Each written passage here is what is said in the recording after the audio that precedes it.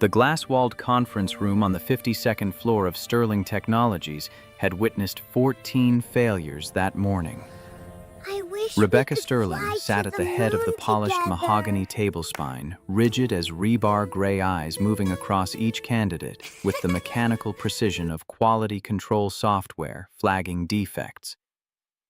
Beside her, 6-year-old Sophia occupied an oversized leather chair like a small ghost haunting furniture built for corporate titans.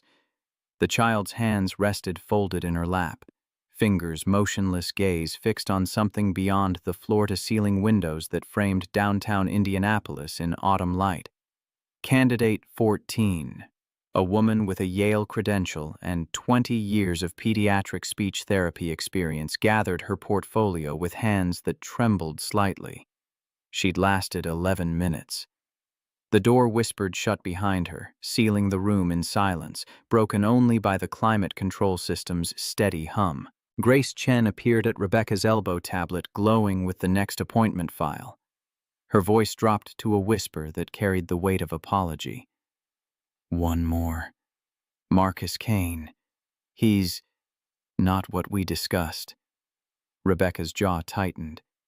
18 months of this, 18 months of specialists with degrees from institutions that charged tuition equivalent to luxury sedans. 18 months of evidence-based interventions and progressive desensitization protocols and structured therapeutic approaches that produced exactly nothing. The invoice folder in her desk drawer had crossed 6 figures 3 months ago. None of it had coaxed a single word from her daughter's throat. Another one with a PhD in child development. Grace's pause lasted a fraction too long. Actually, he's a carpenter. He was supposed to come yesterday, but send him in. Rebecca turned back to the window, watching Monument Circle far below, where autumn tourists clustered around the war memorial like ants circling dropped food. She'd built Sterling Technologies from a garage startup to Fortune 500 status in 15 years. She'd negotiated contracts with venture capitalists who viewed women CEOs as amusing novelties. She'd tripled her late father's revenue projections and proved every skeptical board member wrong. She could evaluate a quarterly earnings report in 90 seconds and identify the exact paragraph where creative accounting began, but she couldn't make her daughter speak. Sophia shifted in the chair, adjusting Winston's ears with delicate precision. The stuffed elephant had been a gift from James before. Back when Sophia's laughter filled their Meridian Hills penthouse like music from speakers Rebecca had forgotten existed. Back when the word mama wasn't a memory that lived exclusively in security footage timestamps. The door opened.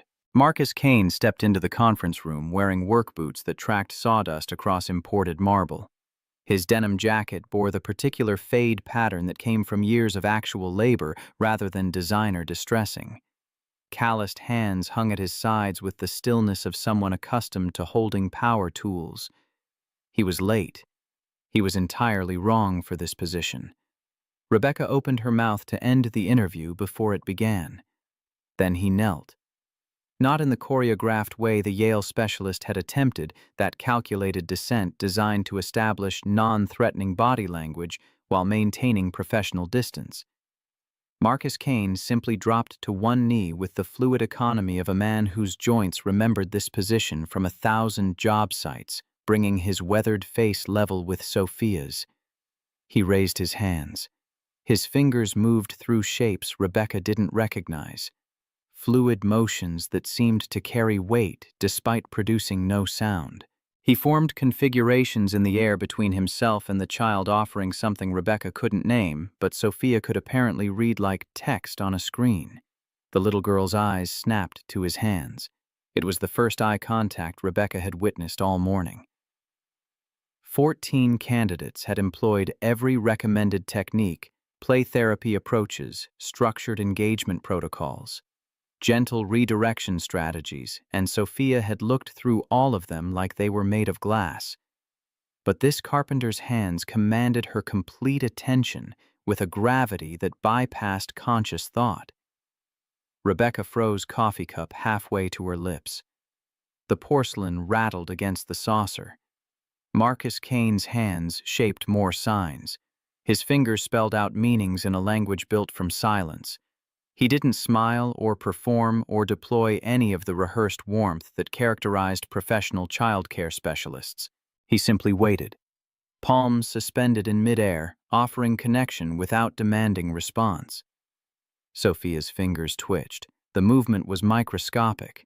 A tremor in her right hand quickly suppressed, but Marcus saw it. He repeated his gesture more slowly, breaking the motion into component parts like a carpenter demonstrating how a joint fits together. Sophia's hands lifted from her lap. Her small fingers fumbled through an approximation of his shape, clumsy, uncertain, the manual equivalent of a first grader sounding out unfamiliar words. But she was trying. For the first time since the parade of credentialed experts had begun that morning, Sophia Sterling was actively engaging with another human being. Marcus corrected her gently, repositioning her fingers with the careful precision of someone who understood that forcing correction destroys willingness to learn.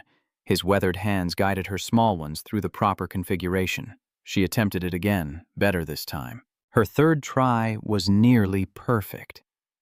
Then something extraordinary happened. The corner of Sophia's mouth curved upward. Not a full smile, nothing that obvious. Just a ghost of the expression her face had almost forgotten how to make. A flicker of light in a room that had been dark for 2 years. Rebecca's hands shook badly enough that coffee spilled across quarterly projections she'd been reviewing. The liquid spread through columns of data like blood seeping through gauze. Grace materialized beside her with impossible speed. Should I end this? He doesn't have any of the required certifications. His background check is still pending. We could politely... Where did you learn that? Rebecca's voice came out wrong, cracked in the middle like badly fired pottery. Marcus Kane looked up from his silent conversation with Sophia, meeting Rebecca's stare with eyes that had seen things credentials couldn't prepare anyone for. I had a daughter. She was deaf. Past tense. The words landed in Rebecca's chest with the impact of a diagnosis delivered in clinical language designed to cushion unbearable truth. What happened? Marcus's expression didn't change, but something shifted behind his eyes. Memory moving like shadows under ice. She died when she was 4. He delivered the information without self-pity or dramatic pause.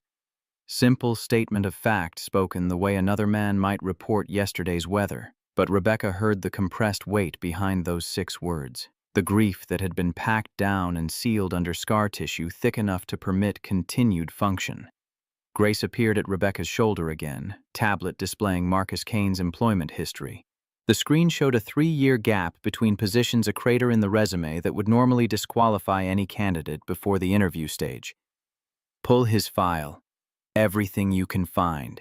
Rebecca moved toward the glass wall separating the conference room from her private office, but she couldn't tear her eyes away from the scene unfolding behind her.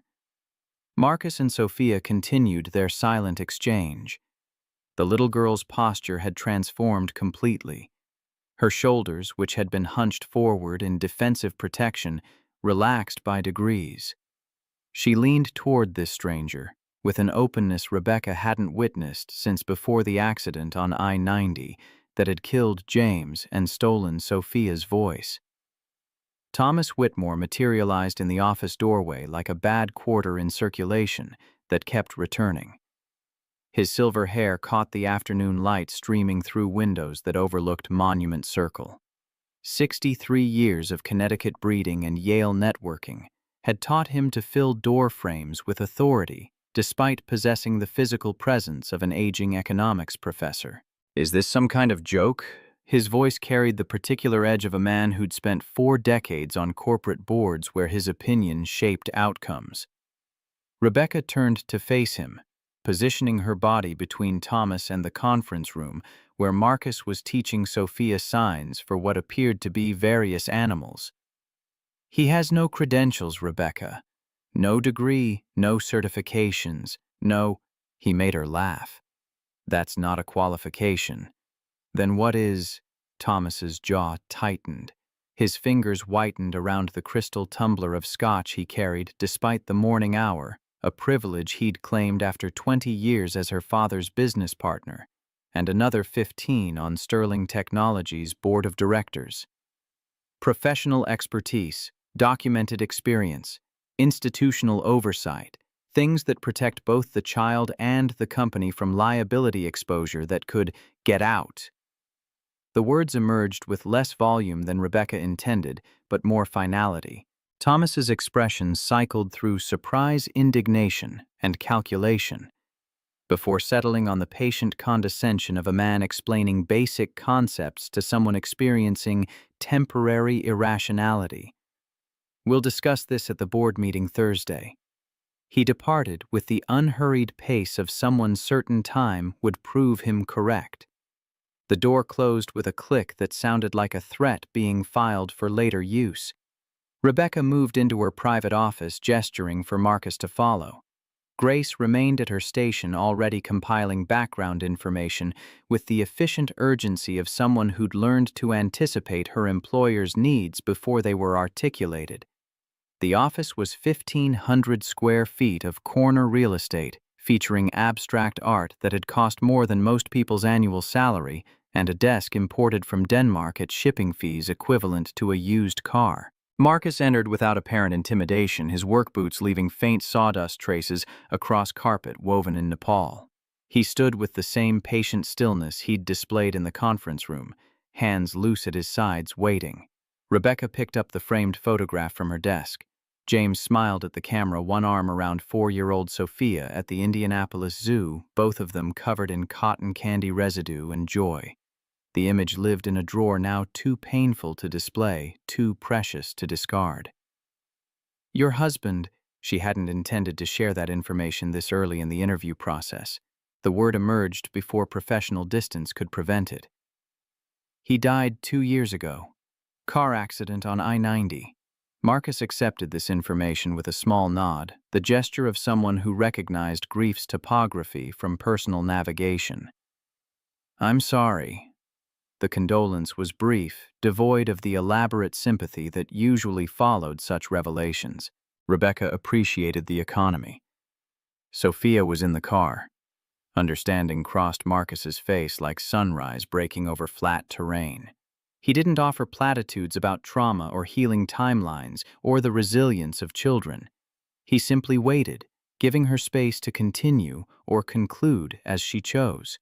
Rebecca set James's photo down facing her, a small act of confrontation with the past she'd been avoiding since the accident, turned her family into a before and after comparison. "Tell me about your daughter." Marcus shifted his weight slightly, the only visible sign the question touched something tender. "Lily was born deaf. Congenital. We found out when she was 8 months old. Learned ASL together, me and my wife. Turned out I had an aptitude for it." A ghost of a smile flickered across his face, gone before it fully formed. "My father used to say good carpenters listen to wood. Lily taught me to listen to hands."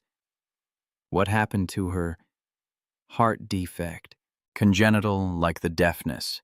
They're linked, sometimes genetic syndrome.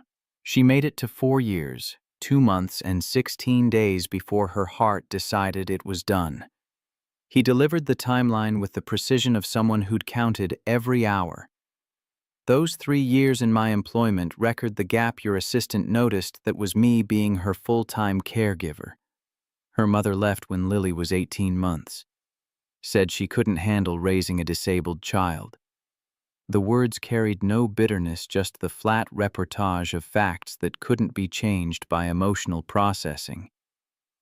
"After Lily died, I volunteered at Riverside School for the Deaf. Taught woodworking to older kids for 2 years. Grief had to go somewhere useful." Rebecca studied him across 6 feet of office space and an immeasurable distance of shared loss. This man understood something the credentialed specialists couldn't access through textbooks or clinical hours. He knew what it meant to love someone who communicated outside conventional channels. He'd learned a language most people never encountered because someone he loved required it. "Sophia isn't deaf. She can hear perfectly well. Her doctors say verbal communication therapy is the appropriate approach. Structured intervention, progressive desensitization to speaking situations. Marcus glanced back through the glass wall toward the conference room, where Sophia sat with Winston, her hands moving in private conversation with the stuffed elephant. "With respect, ma'am, I'm not sure those doctors have ever tried listening to her."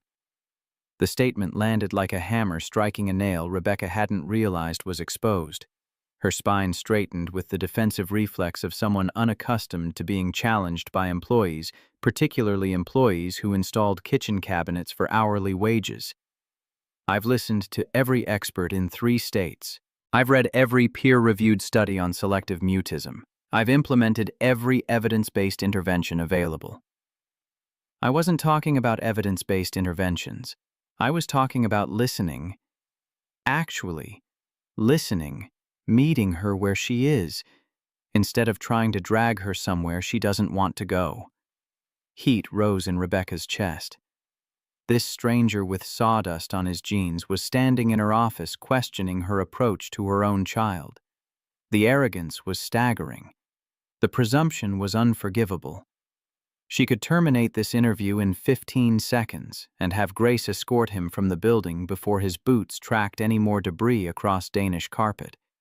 But Sophia was still visible through the glass wall, and the ghost of that almost smile still lingered at the corners of her mouth. Grace returned with a tablet displaying Marcus Kane's complete background file. Rebecca scanned it with the speed reading efficiency that allowed her to process hundreds of documents daily. 36 years old, high school diploma from a small town outside Youngstown, Ohio, trade certification in carpentry, employed by Sullivan Construction for the past 4 years. Prior to that, the 3-year gap he'd explained. Before that, sporadic employment at various construction outfits across central Indiana.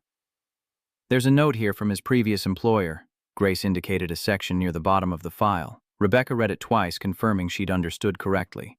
Marcus Kane volunteered at Riverside School for the Deaf from 2021 to 2023. Taught woodworking to students ages 10 to 17. Director's personal commendation attached. "Mr. Kane has a gift for reaching children who have given up on being reached. His patience and skill transformed our woodshop program. Several students who were previously disengaged found purpose through his instruction. He treats every child as if they have something valuable to say regardless of how they say it." Rebecca looked up from the tablet. Marcus hadn't elaborated on his volunteer work or referenced this commendation. He'd simply stated facts, leaving others to draw conclusions. "Why did you apply for this position?" "Tommy Sullivan, my foreman, saw the listing. Said it sounded like something I'd be good at." Marcus's expression remained neutral. "I wasn't sure I could do it again. Work with a kid who needed what Lily needed. But Tommy said grief makes you useful, or it makes you useless, and I'd done enough of the second option."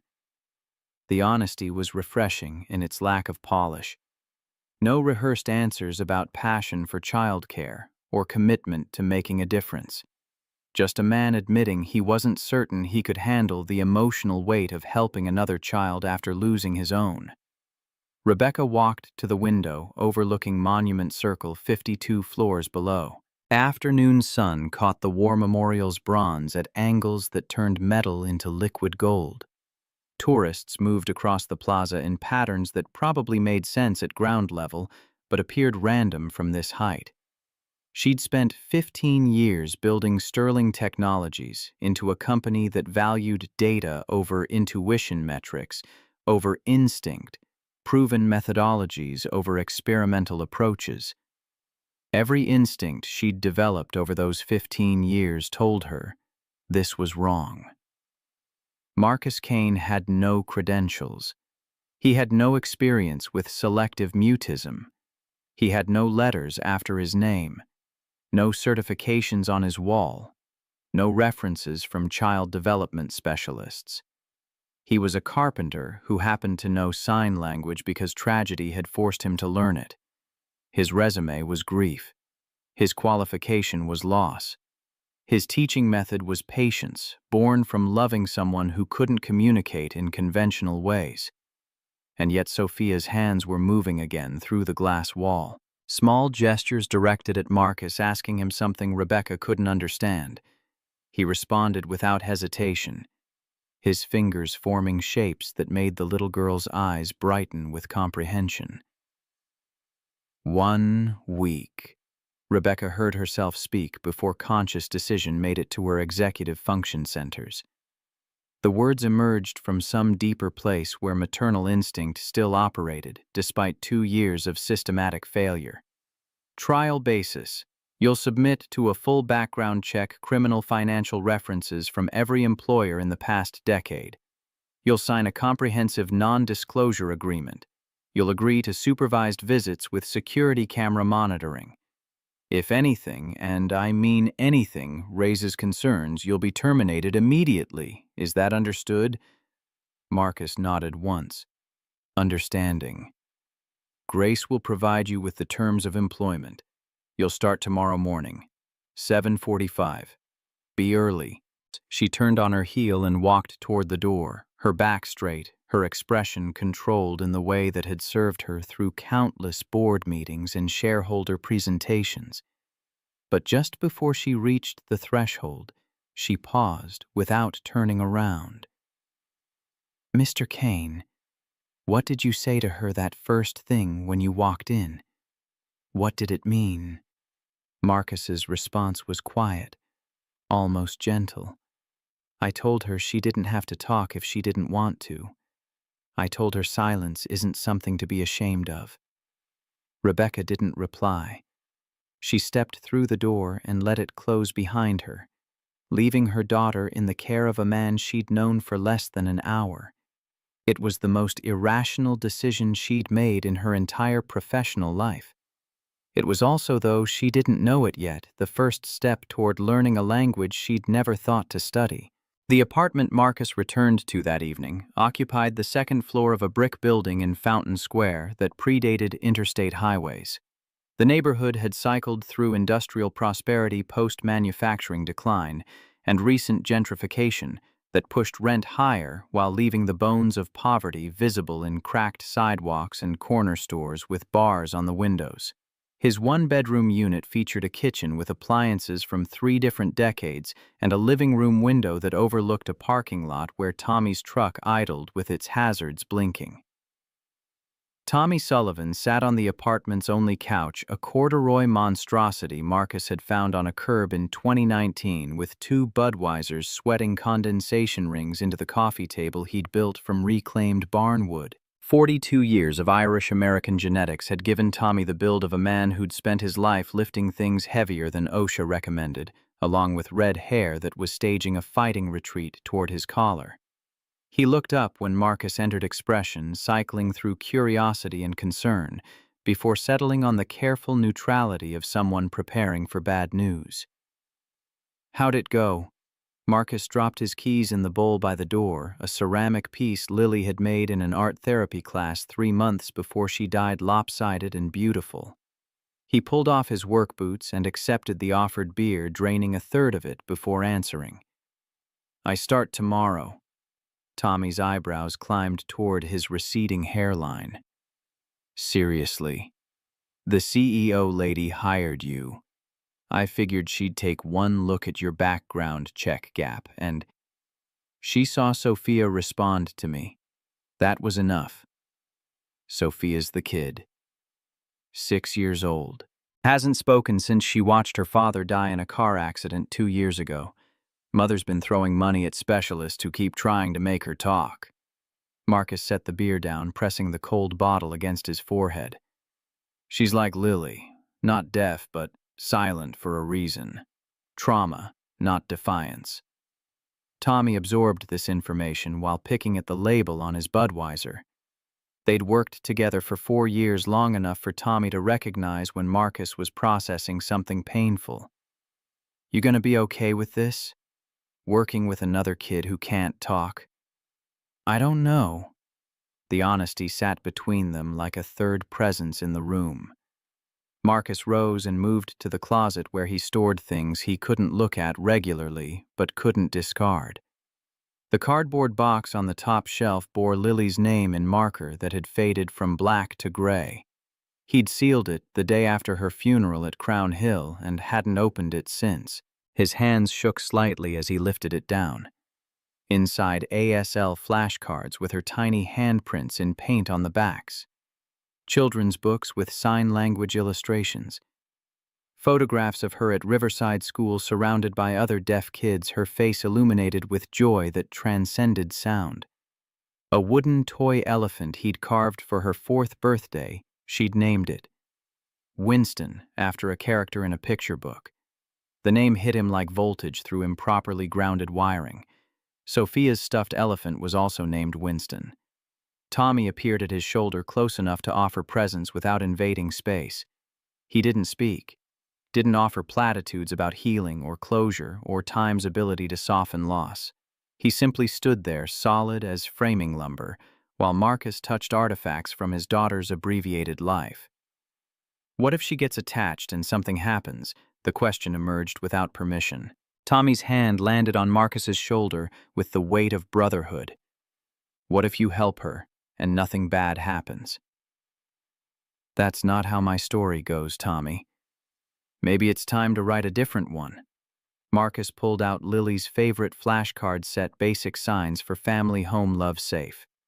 Her handprints decorated the backs in tempera paint preserved under laminate that had started to peel at the edges.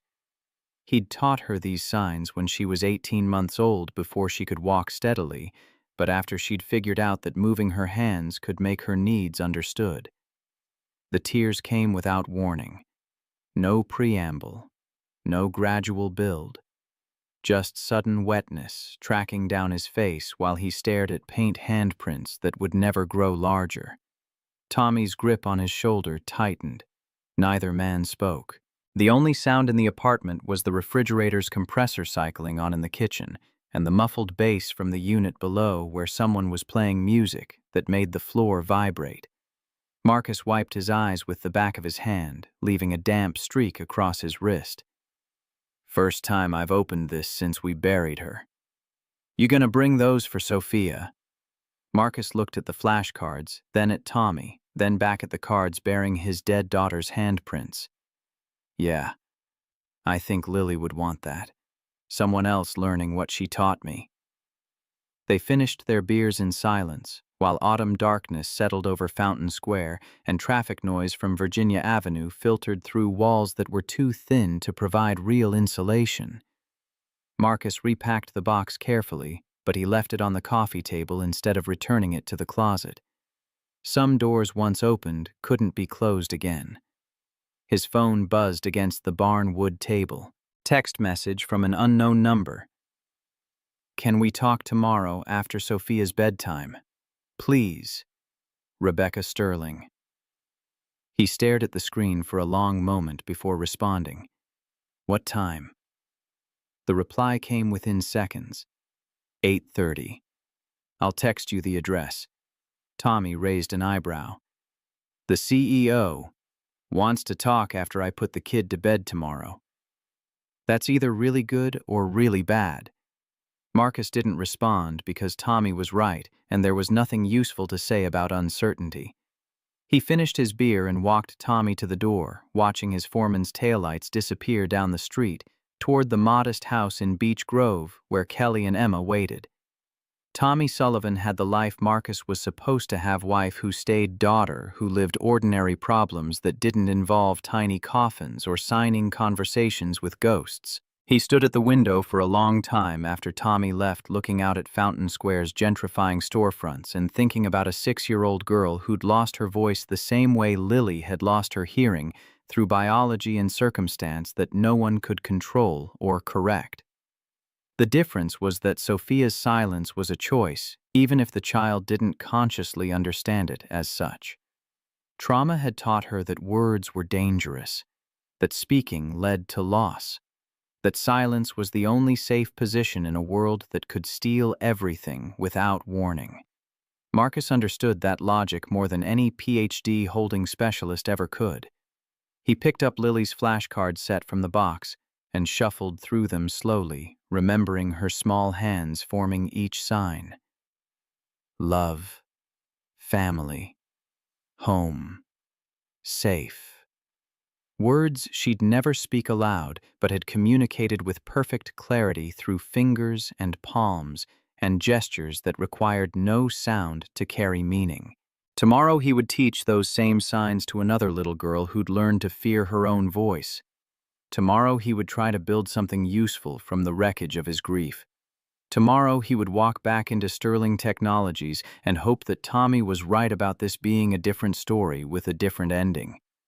But tonight, alone in his apartment with a beer bottle sweating condensation into reclaimed barnwood, Marcus Kane cried for the daughter who'd taught him that love doesn't require sound, only presence.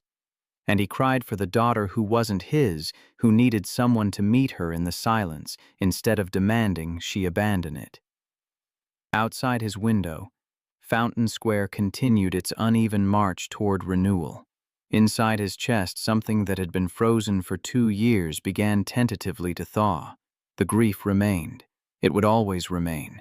But maybe Tommy was right. Maybe grief could make you useful instead of useless. Maybe there was a way to honor Lily's memory that didn't require Marcus to stop living entirely. Maybe, just maybe, he could help one more child find her voice, even if that voice never made a sound. He set Lily's flashcards on the counter where he'd see them first thing in the morning. Then he went to bed and dreamed of small hands making big meanings in the spaces between words. The Sterling penthouse occupied the top 2 floors of a glass tower in Meridian Hills, where wealth insulated itself from Indianapolis's grittier neighborhoods through elevation and security checkpoints. Marcus arrived at 7:40 Wednesday morning, carrying Lily's flashcard box, and the weight of a decision he still wasn't certain he could sustain. The doorman, a young guy with military posture and an earpiece, checked his ID against a tablet list before directing him to the private elevator that required a key card Rebecca had couriered to his apartment at 6 a.m. The doors opened directly into a living space that looked like it had been photographed for a magazine about people who'd forgotten what homes were supposed to feel like. Everything was white or gray, or that particular shade of beige that cost extra because it had been given a name like Grigi by consultants who charged hourly rates. Abstract art hung on walls at precisely measured intervals. Furniture occupied floor space with mathematical precision. The entire environment communicated money and taste and a complete absence of anyone actually living here. Sophia stood in the hallway leading to what Marcus assumed were bedrooms, still wearing pajamas decorated with elephants, clutching Winston against her chest like a shield. She watched him with dark eyes that assessed strangers the way prey animals evaluated potential threats, calculating distance, measuring exits, preparing for flight. Rebecca emerged from somewhere deeper in the penthouse wearing a charcoal suit that probably cost more than Marcus's monthly rent. Her hair was pulled back with the severity of someone preparing for combat. She carried a leather portfolio that looked heavy enough to contain either contracts or weapons. "You're early." "Always am." She handed him the portfolio without ceremony. 17 pages of employment contract printed on paper stock that felt expensive. He flipped through it quickly, scanning sections titled Confidentiality Obligations and Termination Conditions and Behavioral Expectations. The language was dense with the kind of legal hedging that turned simple concepts into paragraph-length sentences. At the bottom of page 17, a line awaited his signature. "You should read that carefully. I trust you." The words landed between them with unexpected weight. Rebecca blinked the only visible crack in her executive armor before recovering her composure. "You shouldn't trust anyone in business, Mr. Kane. This isn't business. This is your daughter." He signed each page without reading beyond the headers. Rebecca's expression cycled through surprise, suspicion, and something that might have been relief before settling back into professional neutrality. She gathered the signed pages with hands that moved too quickly, revealing nervousness beneath control. "Sophia's schedule is posted in the kitchen. Dietary restrictions are documented. Therapy protocols are outlined in the binder on the counter. Follow them precisely. She moved toward the private elevator, already pulling her phone from the portfolio to check messages she'd probably read 30 seconds ago. The doors opened at her approach, programmed to recognize her through sensors Marcus couldn't see. She stepped inside, then paused with her hand preventing the doors from closing. "Mr. Kane." He looked up from where he'd knelt to Sophia's eye level. "The security system has been upgraded. There are cameras in every common area." Her voice carried the flat delivery of someone stating facts without emotion. "I will be monitoring them." "Good. You should see what you've been missing." The elevator doors closed on Rebecca's face before she could respond. Through the floor-to-ceiling windows that overlooked North Indianapolis, Marcus watched the tower's shadow stretch across Meridian Hills like a sundial marking wealthy people's time. Somewhere 52 floors below, Rebecca Sterling was probably already reviewing security feeds on her phone, watching him watch her daughter. Sophia hadn't moved from her position in the hallway. She stood perfectly still, Winston's trunk clutched in both hands, waiting to see what this stranger would do. Now that her mother had left them alone in 3,500 square feet of expensive emptiness. Marcus set Lily's flashcard box on the coffee table, reclaimed barnwood that probably cost more than the original barn. He didn't open it yet. Instead, he raised his hands and signed slowly, giving Sophia time to read each gesture. "Why are you here?" Her fingers tightened on Winston's trunk. A full minute passed in silence, broken only by the HVAC system's whisper and distant traffic noise filtering up from street level. Then her hands moved with the tentative precision of someone testing whether the floor would hold their weight. "Why are you here?" Marcus signed his response with the same careful deliberation he'd use explaining complex joinery to an apprentice. "Because your mom loves you and doesn't know how to show it."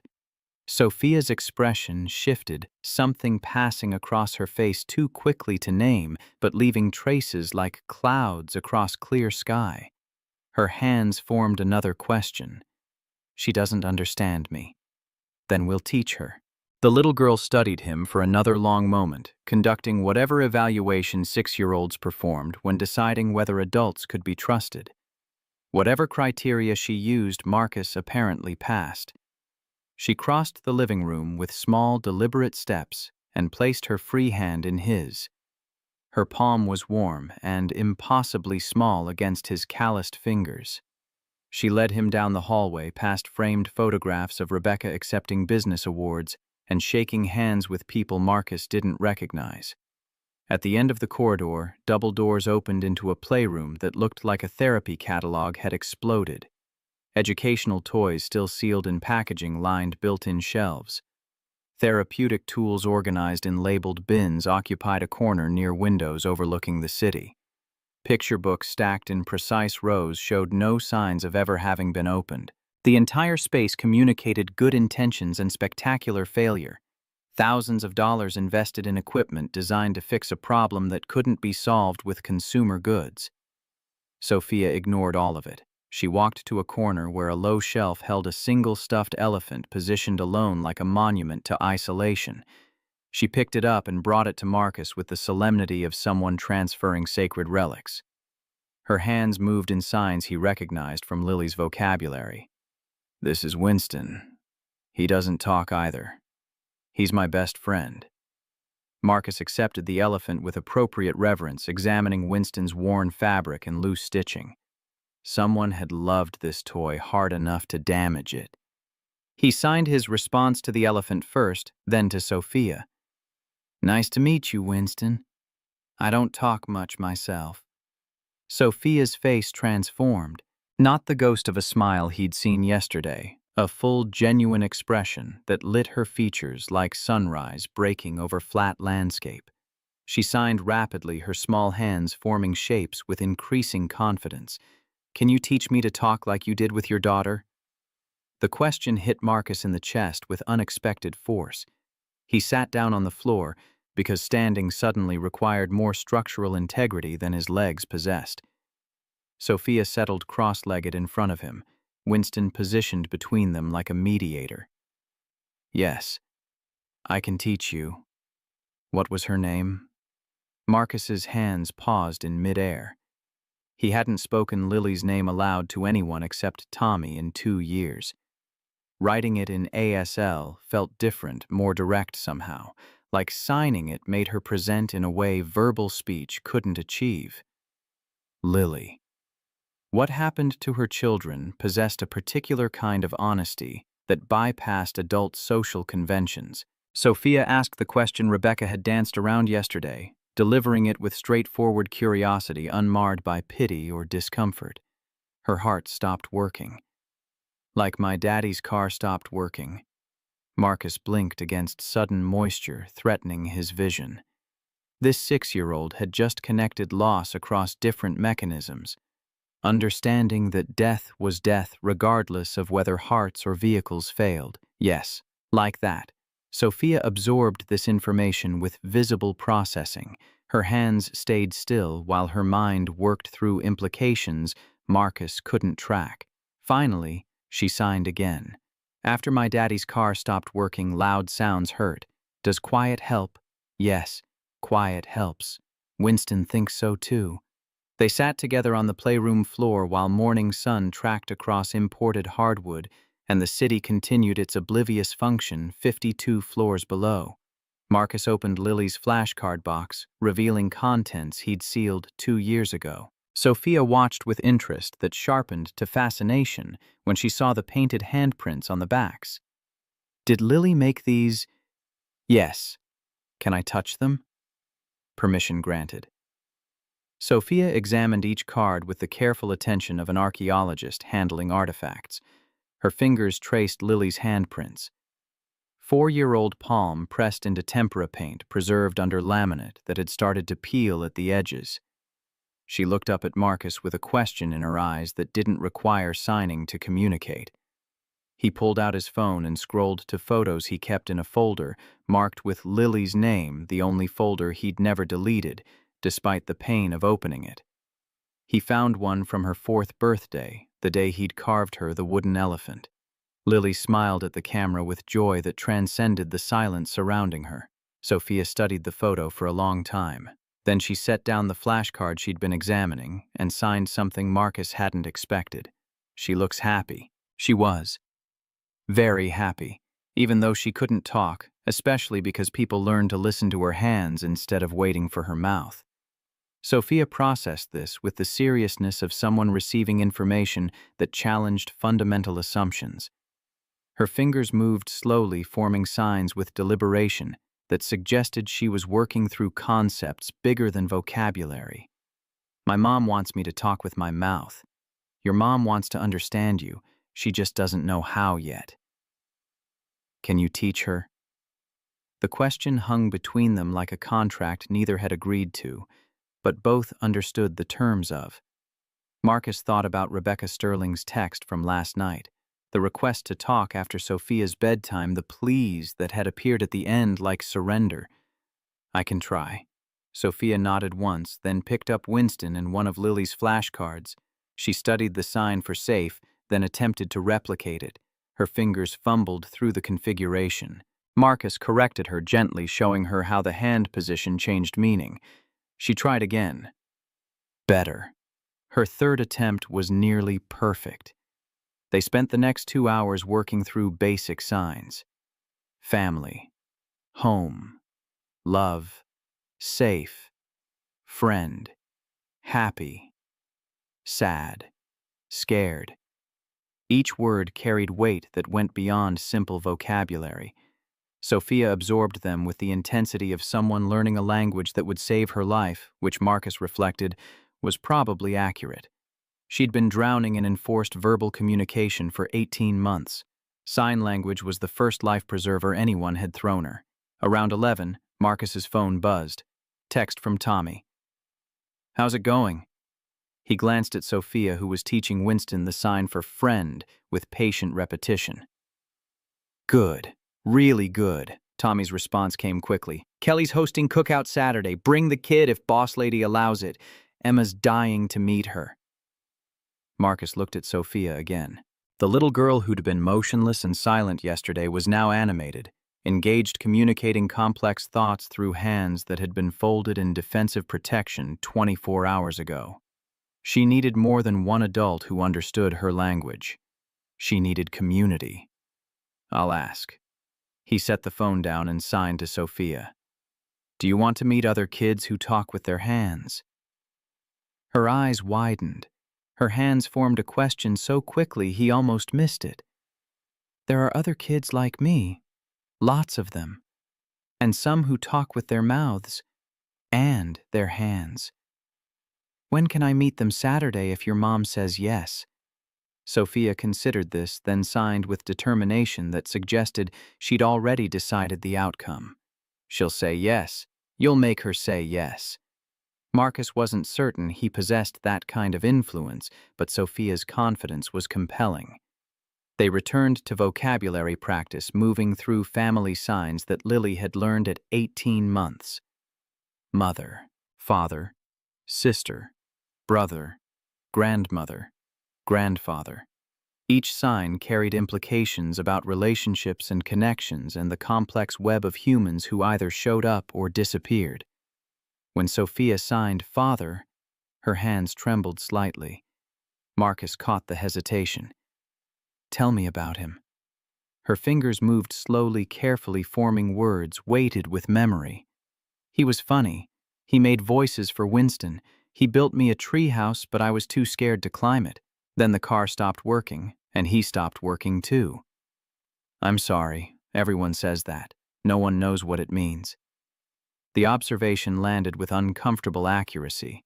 Marcus had received variations of that phrase constantly after Lily died. "Sorry for your loss, so..." Sorry thoughts and prayers, our deepest condolences, words that meant nothing because language couldn't contain the shape of grief. "You're right. Sorry doesn't fix anything."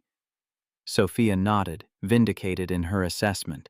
Then she signed something that hit Marcus harder than expected. "You understand because Lily stopped working too." "Yes."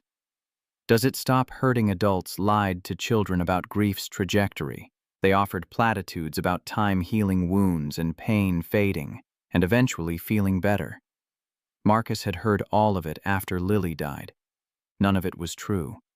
The pain didn't stop. It just became familiar enough that you could function around it. No, but you learned to carry it. Sophia absorbed this honesty with visible relief.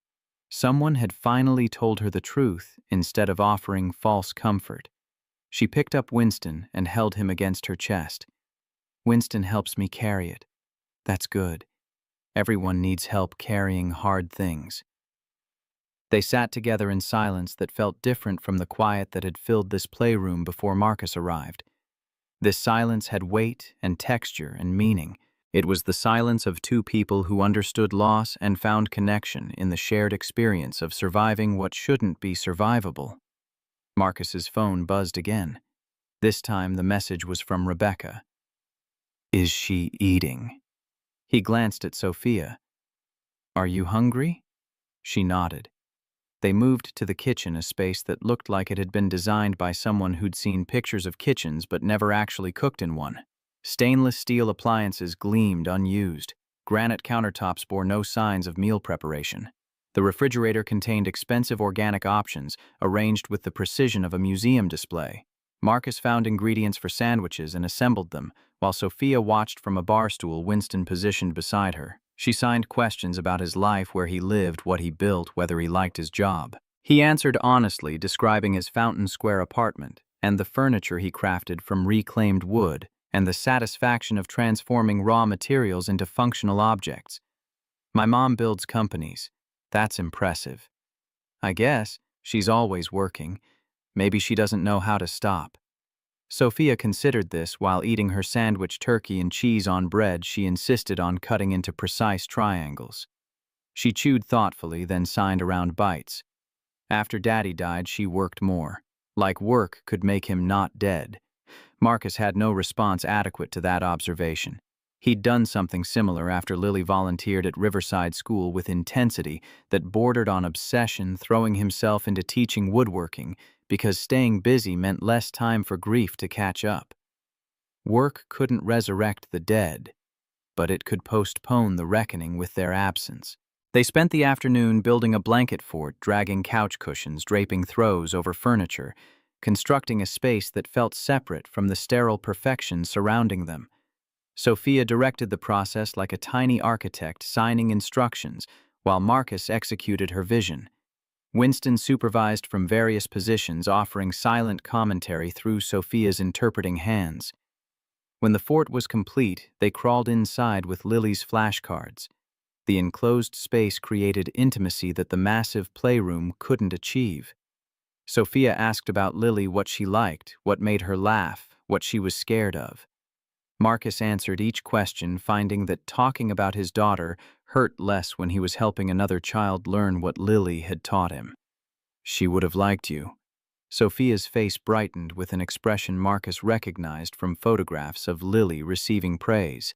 Really, really. She liked people who understood that quiet doesn't mean empty. Winston says quiet is full of things people don't listen to.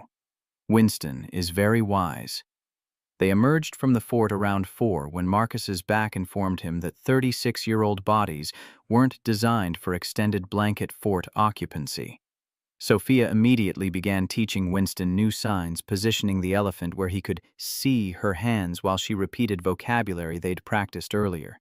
Marcus texted Rebecca. She ate lunch. She's teaching Winston sign language now. Everything's good. The response came within seconds. I'm watching. Thank you.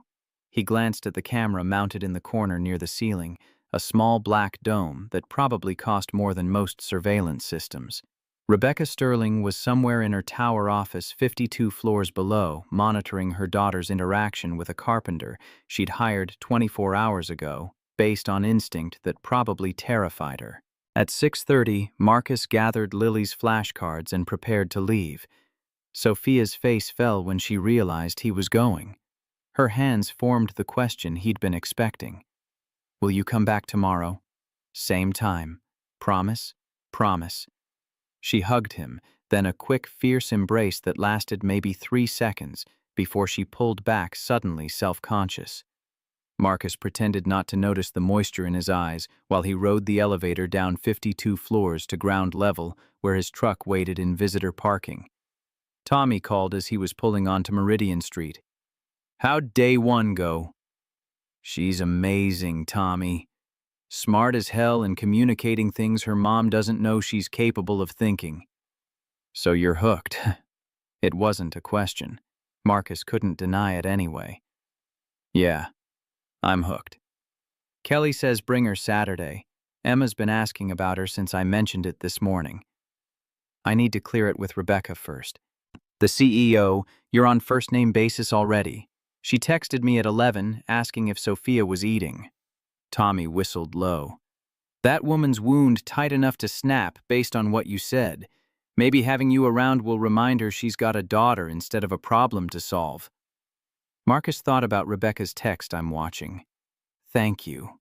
And wondered what she was seeing through those cameras. A carpenter teaching her daughter sign language, or someone filling space her dead husband should occupy.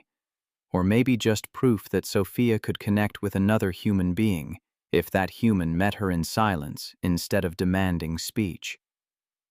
His phone buzzed with a new message before he reached Fountain Square. 8:30 tonight. My address attached. We need to talk. Rebecca Sterling. The text carried formality that suggested she'd drafted and deleted several versions before settling on this wording.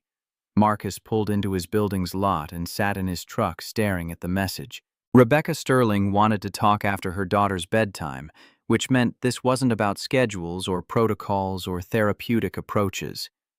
This was about something else. He texted back, I'll be there. Then he climbed the stairs to his apartment and tried to figure out what a CEO wanted to discuss with a carpenter at 8:30 on a Wednesday night. The address Rebecca provided led Marcus back to Meridian Hills 45 minutes later. Different building, a converted historic mansion that had been subdivided into luxury condos for people who wanted old money aesthetics with new money amenities. He parked his truck between a Tesla and a Mercedes, feeling acutely aware that his F-150 with construction company logos lowered property values just by existing here. Rebecca answered the door wearing jeans and a sweater that looked soft enough to cost several $100s. Her hair hung loose past her shoulders instead of pulled back in executive severity. The transformation from corporate armor to something approaching casual was jarring enough that Marcus needed a moment to confirm he had the right address. "Come in." The condo's interior matched the exterior's historic pretensions, exposed brick original hardwood crown molding that had witnessed a century of Indianapolis history. But Rebecca had furnished it with the same stark minimalism as her office, creating cognitive dissonance between architectural warmth and decorative coldness. She led him to a living room where floor-to-ceiling windows overlooked gardens, lit by landscape lighting that probably ran on timers. She'd set out coffee in expensive cups that looked too delicate for actual use. Neither of them touched it. "I watched the feeds today." Marcus waited. Rebecca paced to the windows, presenting her back while she organized whatever she needed to say. "I saw her laugh. Actually laugh, not that ghost smile from yesterday. I saw her teaching Winston signs. I saw her building a blanket fort with you like she was a normal 6-year-old instead of a broken child who needs fixing." She turned around. Her eyes were bright with moisture she was fighting to control. "I've spent 18 months and over $100,000 on specialists who promised results. Speech therapists with degrees from Yale, child psychologists who came recommended by every expert I consulted, occupational therapists who swore their protocols would produce breakthroughs." Her voice cracked slightly. None of them made her laugh. None of them saw her actually engage instead of just endure. Marcus stayed silent because Rebecca wasn't asking questions yet. She was working towards something she couldn't quite articulate. "You did in one day what they couldn't do in 18 months. And I need to understand why." "They were trying to fix her. I'm just trying to hear her. By teaching her sign language she doesn't need."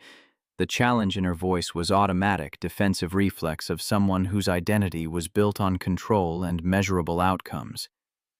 "She needs it because it's a language that doesn't scare her. Speech is connected to trauma. She was probably talking in the car when the accident happened, maybe talking to her father, asking him questions, telling him about her day. Then the crash and silence, and her father dying while she was trying to process what happened." Rebecca's face went pale. She sat down on the couch like her legs had stopped supporting her weight. "I never thought about that. The doctor said it was traumatic mutism regression to pre-verbal states, anxiety-induced speech refusal, but they never—" She pressed her palms against her eyes. "They never asked what she was doing when it happened." "Were you there?" "No. James was picking her up from preschool. I was in a board meeting approving a merger that seemed critical at the time." Bitterness edged her words. "I got a call from Indiana State Police at 3:15. By the time I reached St. Vincent Hospital, James was gone, and Sophia hadn't said a word to anyone." Marcus gave her space to sit with that memory. After a minute, she lowered her hands and looked at him with eyes that had lost their executive precision. "Teach me." "What?" "Sign language. Teach me how to talk to my daughter." The request landed between them with unexpected weight. Marcus studied her across 6 feet of historic hardwood and immeasurable distance between corporate towers and construction sites. "Why now you could hire an ASL instructor, someone with credentials and teaching certifications." "Because Sophia trusts you, and because I don't want to understand her through translators. I want to—" She faltered, searching for words. "I want to meet her where she is. Like you said." Marcus pulled the folded paper from his jacket pocket, the basic sign list he'd prepared last night, thinking he might need to reference it with Sophia. He'd included fundamental vocabulary. "I love you. I'm sorry. I'm listening. Please. Thank you. Help. Safe. Home." He handed it to Rebecca. She unfolded it with hands that trembled slightly, scanning the diagrams he'd drawn, showing hand positions and movements.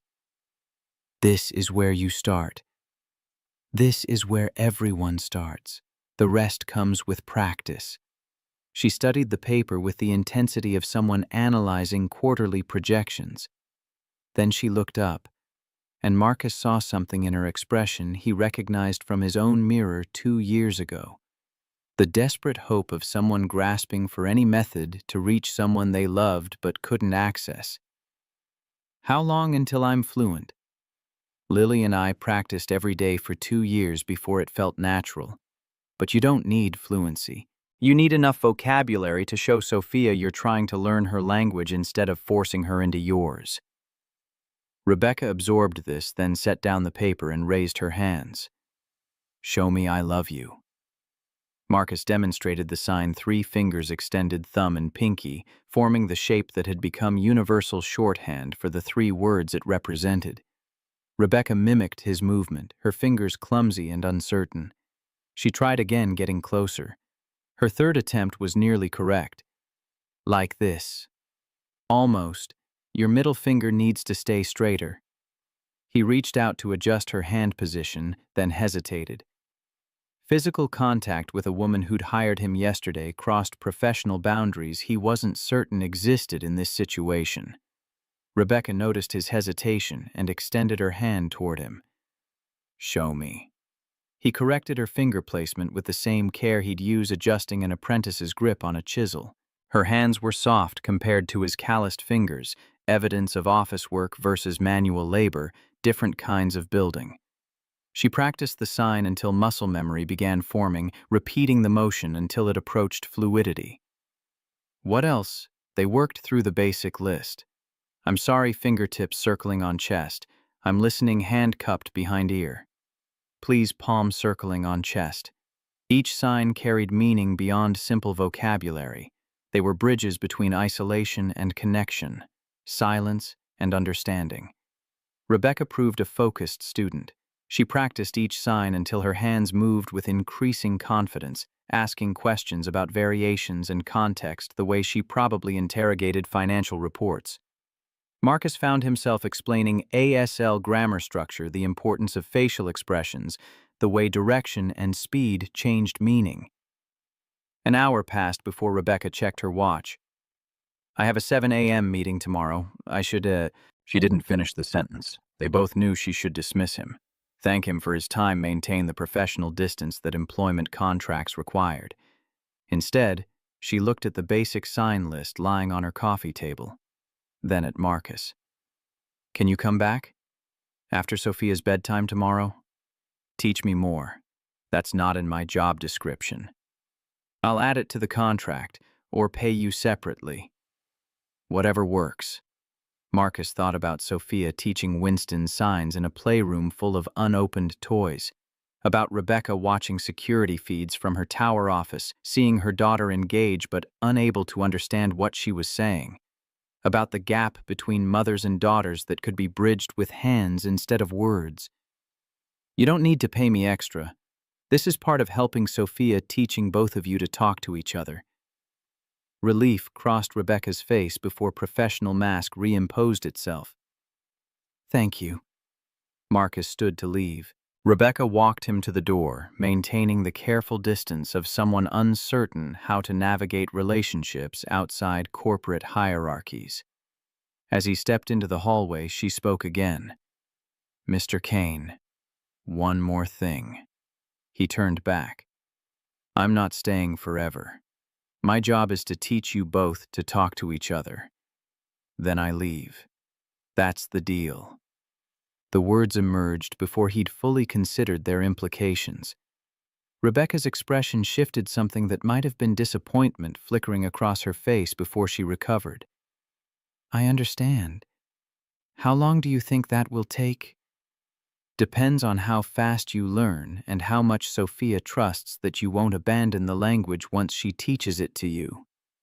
I won't abandon it. Good. Then maybe 3 months, maybe 6, maybe longer. Rebecca nodded slowly, processing timelines the way she probably evaluated project deadlines. That's fair. Marcus left her standing in the doorway of her historic mansion. Kondo practicing I love you with hands that were learning to say things her voice had failed to communicate. He drove back to Fountain Square thinking about temporary arrangements and permanent impacts, about teaching languages and learning to listen, about the ways grief could make you useful if you let it. His phone buzzed as he was parking. Text from Rebecca, sent 3 minutes ago. Thank you for today. And for tonight. I haven't felt hopeful about reaching her in a long time. He stared at the message for a moment before responding. She's worth learning for. I know. I just forgot how to show her. Marcus climbed the stairs to his apartment, opened the door, and found Tommy sitting on his couch again with 2 beers already opened.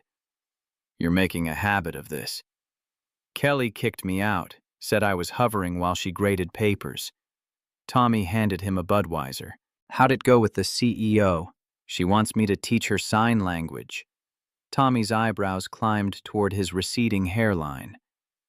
That's either professional dedication or something else. It's a mother trying to talk to her daughter. Sure. Keep telling yourself that. Marcus ignored the implication and drank his beer. They sat in comfortable silence for a few minutes before Tommy spoke again. Emma's excited about Saturday. Kelly, too. She thinks it'll be good for Sophia to meet other kids.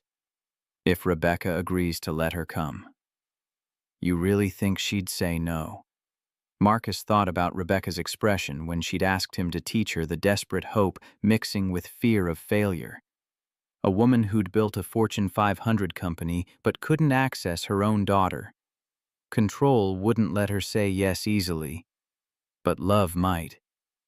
I think she'll say yes because she knows Sophia needs more than what she's been getting. Tommy nodded, satisfied with that assessment. He finished his beer and stood to leave. You're doing good work, man. Lily would be proud. The words hit Marcus in the chest with more force than Tommy probably intended. He'd spent 2 years trying to honor Lily's memory through volunteer work and careful preservation of her belongings, and refusing to move forward because moving forward felt like leaving her behind. But maybe Tommy was right. Maybe teaching another little girl the language Lily had taught him was exactly what honoring her memory looked like. After Tommy left, Marcus pulled out his phone and scrolled to the folder of Lily's photos. He found one from her 3rd birthday, her hands forming the sign for happy, while chocolate cake covered her face. She'd been so alive in that moment, so present and engaged despite the silence surrounding her. He set the photo as his lock screen for the first time since her death. Then he went to bed thinking about Sophia's question from earlier. Does it stop hurting? The answer was still no, but carrying the pain felt lighter when it served a purpose beyond survival. Thursday morning arrived with October cold that made Marcus's truck reluctant to start. He arrived at Rebecca's penthouse at 7:40, carrying coffee from a Fountain Square shop that served it black and strong instead of transformed into dessert beverages. Sophia was already awake, dressed in clothes she'd obviously chosen herself. Mismatched patterns that communicated independence. She signed "Good morning" with hands that moved more confidently than yesterday. They spent the morning expanding vocabulary beyond basics, moving into emotional concepts. Happy, sad, angry, scared, confused. Each sign came with conversations about when you felt these things and why naming emotions mattered. Around noon, Marcus asked about Saturday. Sophia's face lit up with an expression that needed no translation. Can I really meet other kids who sign if your mom says yes? Will you ask her? I'll try. He texted Rebecca during Sophia's lunch. Tommy's wife is hosting a cookout Saturday. Their daughter Emma is 7, learning ASL at her public school. Other kids will be there. Thought Sophia might benefit from meeting peers who understand her language. The response took 10 minutes, long enough that Marcus wondered if he'd overstepped. Then, is it safe? Will you be there the whole time? Yes to both. Tommy's family is good people. His wife Kelly is an elementary school teacher. Very family-friendly environment. Another pause. Then Sophia would want to go. She lit up when I mentioned other kids who sign. 5 more minutes passed. Marcus watched the typing indicator appear and disappear multiple times before the final message arrived. Okay. What time and where he forwarded Tommy's address in Beech Grove and confirmed 2 p.m. Saturday. Then he showed Sophia the text exchange. Her response was immediate, jumping up from her lunch and hugging him hard enough to knock Winston off the counter. The rest of Thursday and Friday passed in intensive vocabulary building. Sophia proved a remarkable student, absorbing signs with the hunger of someone who'd been starving for this particular kind of nourishment. She asked about everything: how to sign playground and ice cream, and scared of thunder, and missing daddy. Each question opened conversations that Marcus answered as honestly as he could, never offering false comfort, but always providing truth. Friday evening, Rebecca texted asking for another lesson after Sophia's bedtime. They worked through intermediate signs, moving beyond basics into conversational phrases. Rebecca's hands grew steadier with practice muscle memory, forming neural pathways that would eventually make signing as natural as speech. She asked questions about Sophia's progress, about what they'd discussed, about whether Marcus thought the child was improving. She's not improving. She's becoming herself in a language that doesn't scare her. Rebecca processed this distinction while practicing the sign for understand. I've been trying to make her go back to who she was before James died. That's what the therapist said: restore baseline functionality. Maybe she can't go back. Maybe she's growing forward into someone different, and that's okay. The concept appeared to challenge Rebecca's fundamental assumptions about problem solving. She set down the vocabulary list and looked at Marcus with an expression caught between frustration and revelation. I don't know how to do this. How to accept that my daughter is permanently changed. You're already doing it. You're learning her language. That's acceptance. Saturday arrived with Indian summer warmth that made October feel confused about its seasonal assignment. Marcus picked up Sophia at 1:30, loading her and Winston into his truck, while Rebecca provided instructions that bordered on surveillance protocols. She'd clearly spent the previous 12 hours imagining every possible disaster that could befall her daughter in Beech Grove. Tommy and Kelly Sullivan. Address confirmed. Your phone is charged. You'll text me when you arrive and every hour after. If she's uncomfortable at any point, I'll bring her home immediately. Rebecca looked at Sophia, buckled into the passenger seat, then at Marcus. She's never done this before. Social situations with strangers. She'll be fine. Emma's excited to meet her. They drove to Beech Grove with Sophia signing questions about what to expect. Marcus answered each one, explaining cookouts and backyards and the particular social dynamics of suburban family gatherings. Sophia absorbed this information while watching Indianapolis scroll past the windows, neighborhoods transitioning from Meridian Hills wealth to working-class stability. Tommy's house occupied a corner lot in a subdivision built during the 90s, housing boom vinyl siding and 2-car garage, and a yard where grass grew thick enough to suggest someone actually lived here instead of treating home as investment property. Kids' toys scattered across the front lawn communicated family chaos that Rebecca's penthouse sterility couldn't imagine. Kelly Sullivan answered the door with a smile that suggested she specialized in making people feel welcome. She was built like someone who'd played college softball and never entirely stopped being athletic, with red hair pulled back in a ponytail and freckles that mapped Irish ancestry. She signed hello to Sophia with hands that moved carefully but correctly. I'm Kelly, Emma's mom. She's been so excited to meet you. Sophia's eyes widened. An adult who signed without being prompted. Kelly caught her reaction and laughed. I'm still learning. Emma's teaching me. She switched to verbal speech directed at Marcus. She's been practicing all week. Come on back, everyone's in the yard. The backyard contained exactly what Marcus had promised, a grill smoking with burgers, kids running through sprinklers despite October temperatures, adults clustered in conversation groups with beer bottles sweating condensation. Tommy worked the grill with the focused attention of someone who took meat preparation seriously. He looked up when they entered, waving a spatula in greeting. Emma Sullivan materialized from somewhere, moving with the boundless energy of 7-year-olds who hadn't learned to moderate enthusiasm. She stopped in front of Sophia and signed a greeting. Marcus recognized from elementary ASL textbooks. "Hi, I'm Emma. Want to play?" Sophia looked at Marcus for confirmation. He nodded.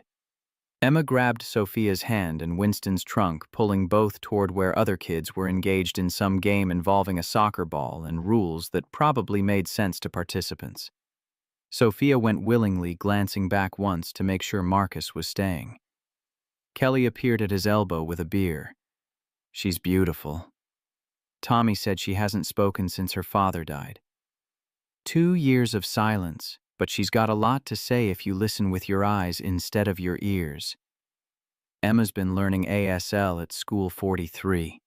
They have a great integrated program, deaf and hearing kids in the same classroom with both spoken English and ASL instruction. She comes home teaching us new signs every day. Kelly paused. "There's a spot open in that class if Sophia's interested. I could talk to the principal." Marcus watched Sophia across the yard. Emma was demonstrating signs while other kids watched with curious interest. Sophia responded, her hands moving through vocabulary Marcus had taught her, and Emma's face lit up with recognition and excitement. 2 girls connecting across language barriers that didn't matter when hands could speak. "I'll mention it to her mother." "How's that going?" Tommy says the CEO lady is pretty intense. "She's learning. It's hard for her accepting that her daughter changed and won't change back." Kelly nodded, understanding. "Some parents want their kids to fit predetermined molds. The good ones learn to love the shape their kids actually are." She gestured toward Emma and Sophia, who were now teaching other children basic signs. "That right there, that's what Sophia needs. Community. Other kids who think communicating with hands is normal instead of weird." Marcus pulled out his phone and texted Rebecca. "She's good. Making friends. We'll send photos." He took several pictures of Sophia and Emma signing to each other, both girls laughing at something that needed no verbal explanation. He sent them to Rebecca, watching the typing indicator appear immediately.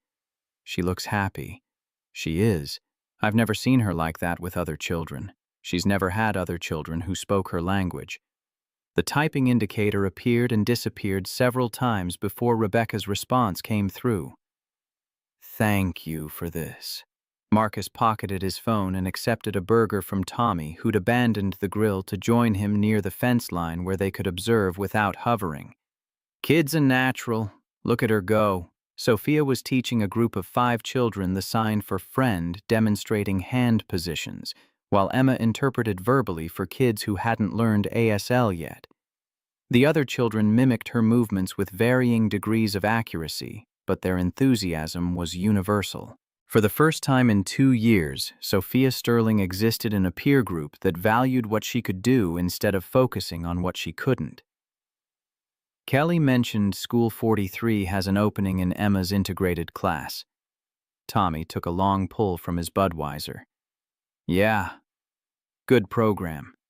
Expensive neighborhood, though you pretty much have to live in the district or pay out-of-district tuition. But I bet Sterling Technologies money could handle that." Marcus thought about Rebecca's penthouse in Meridian Hills, the private education consultants, the 18 months of failed therapy. Maybe what Sophia needed wasn't more expensive intervention, but different intervention. A classroom where sign language was normal and silence was just another way of communicating. The afternoon stretched into evening. Kids cycled through games and food and minor disputes that adults mediated without drama. Sophia stayed close to Emma but gradually expanded her interactions to other children, signing conversations that Marcus caught in fragments.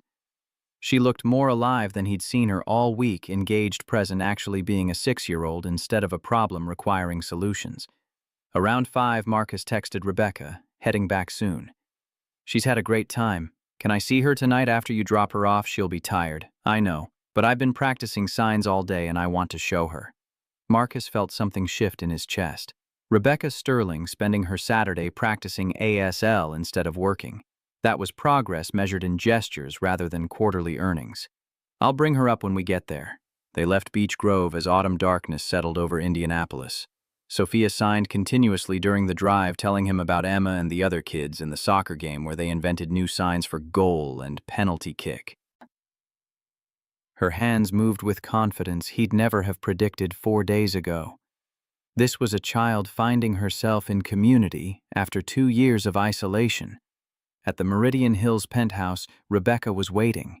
She'd changed from whatever she'd been wearing earlier into casual clothes that suggested she'd spent the day home instead of working jeans and a sweatshirt from Indiana University that looked soft from repeated washing. She knelt when Sophia entered, bringing herself to eye level. Then she signed. "Did you have fun?" Sophia's face transformed. Her mother who'd spent 18 months dragging her to specialists and demanding speech, was using her hands instead of her voice. She signed back rapidly, explaining the cookout and Emma and the soccer game with enthusiasm that bubbled over into physical bouncing.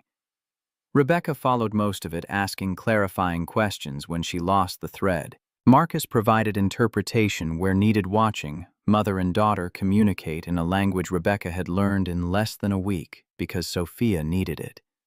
When Sophia ran out of conversational energy, Rebecca signed something Marcus had taught her Friday night. "I'm proud of you. I love you." Sophia stared at her mother's hands, processing what she'd just witnessed. Then she signed back slowly, carefully, making sure Rebecca understood every gesture. "I love you too. Are you really learning my language?" "Yes, because I want to understand you. Really, really, really, really." Sophia launched herself at Rebecca, hugging her with force that nearly knocked them both over. Rebecca caught her holding tight, and over Sophia's shoulder, Marcus saw tears tracking down the CEO's face. Not the controlled emotion of someone maintaining professional composure, just raw, unfiltered relief that she'd finally reached her daughter through silence instead of demanding sound. Marcus stepped back toward the elevator, giving them space. Rebecca looked up, still holding Sophia. "Thank you," she mouthed. He nodded and left them there, mother and daughter finally speaking the same language after 2 years of miscommunication. The elevator descended 52 floors while Marcus thought about temporary arrangements and permanent impacts about languages learned from grief and communities built from understanding. His phone buzzed before he reached the parking garage. Text from Tommy Kelly talked to School 43 principal. "They'd love to have Sophia. Can do intake Monday if Mom agrees." Marcus forwarded the message to Rebecca with a note. "This is what she needs. Community. Education that includes her language instead of trying to eliminate it." The response came as he was starting his truck. "Set it up. Whatever it costs." Monday morning, Marcus arrived to find Rebecca's penthouse transformed into ASL study center. Flashcards covered the refrigerator. Vocabulary lists papered the bathroom mirror. Sticky notes labeled every object with both English words and drawn hand configurations. Rebecca had spent her Sunday building infrastructure for language acquisition with the same intensity she'd probably applied to building Sterling Technologies. Sophia noticed immediately, her face cycling through surprise and delight and something deeper recognition that her mother was serious about learning instead of just pacifying. They spent Monday morning preparing for School 43 intake. Marcus taught Sophia signs for classroom vocabulary, teacher, student desk book, pencil, bathroom recess. Rebecca joined them during her lunch break, practicing alongside her daughter, stumbling through hand positions while Sophia corrected her with patient authority that reversed their usual dynamic. The intake appointment was scheduled for 3 p.m. Rebecca left work early, apparently shocking her entire executive team, and met them at School 43 in Broad Ripple. The building was older Indianapolis construction brick and wood that predated modern architectural trends, surrounded by playground equipment worn smooth by generations of children. Principal Sarah Martinez greeted them in a lobby decorated with student artwork and multilingual welcome signs. She was maybe 50, Latina, with the particular warmth of educators who'd survived decades of public school administration without becoming cynical. "You must be Sophia," she signed while speaking, hands moving fluently. "I'm Principal Martinez. Emma Sullivan is so excited that you're joining her class."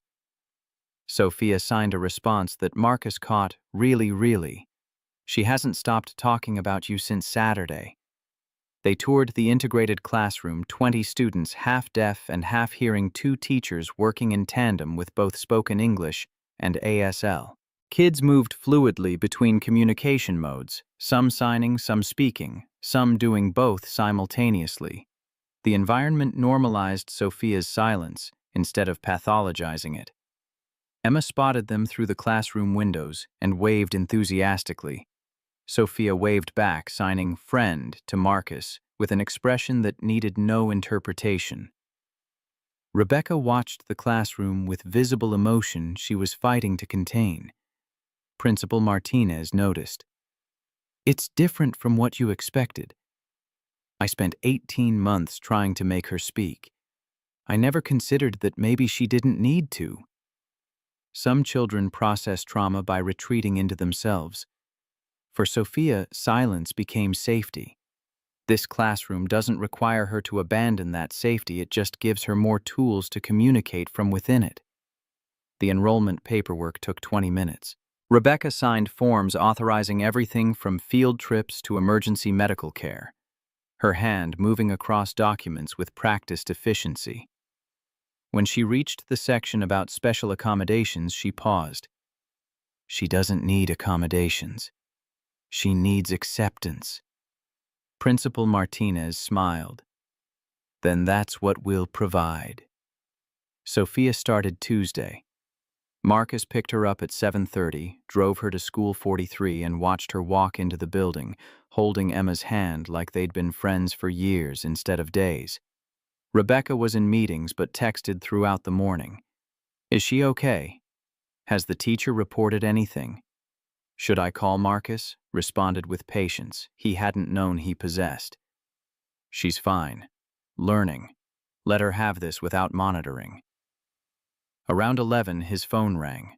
Not a text, an actual call from Rebecca Sterling. "There's a board meeting Thursday. Thomas Whitmore is raising concerns about our arrangement." "What kind of concerns?" "The kind that suggest unmarried men shouldn't have unsupervised access to children. The kind that question my judgment in hiring someone without proper credentials. The kind that threaten to become liability issues if I don't address them appropriately." Marcus felt cold settle into his chest despite October warmth streaming through his truck windows. "What are you going to do?" "Exactly what I should have done 18 months ago. Tell them my daughter's well-being matters more than their comfort with my parenting decisions."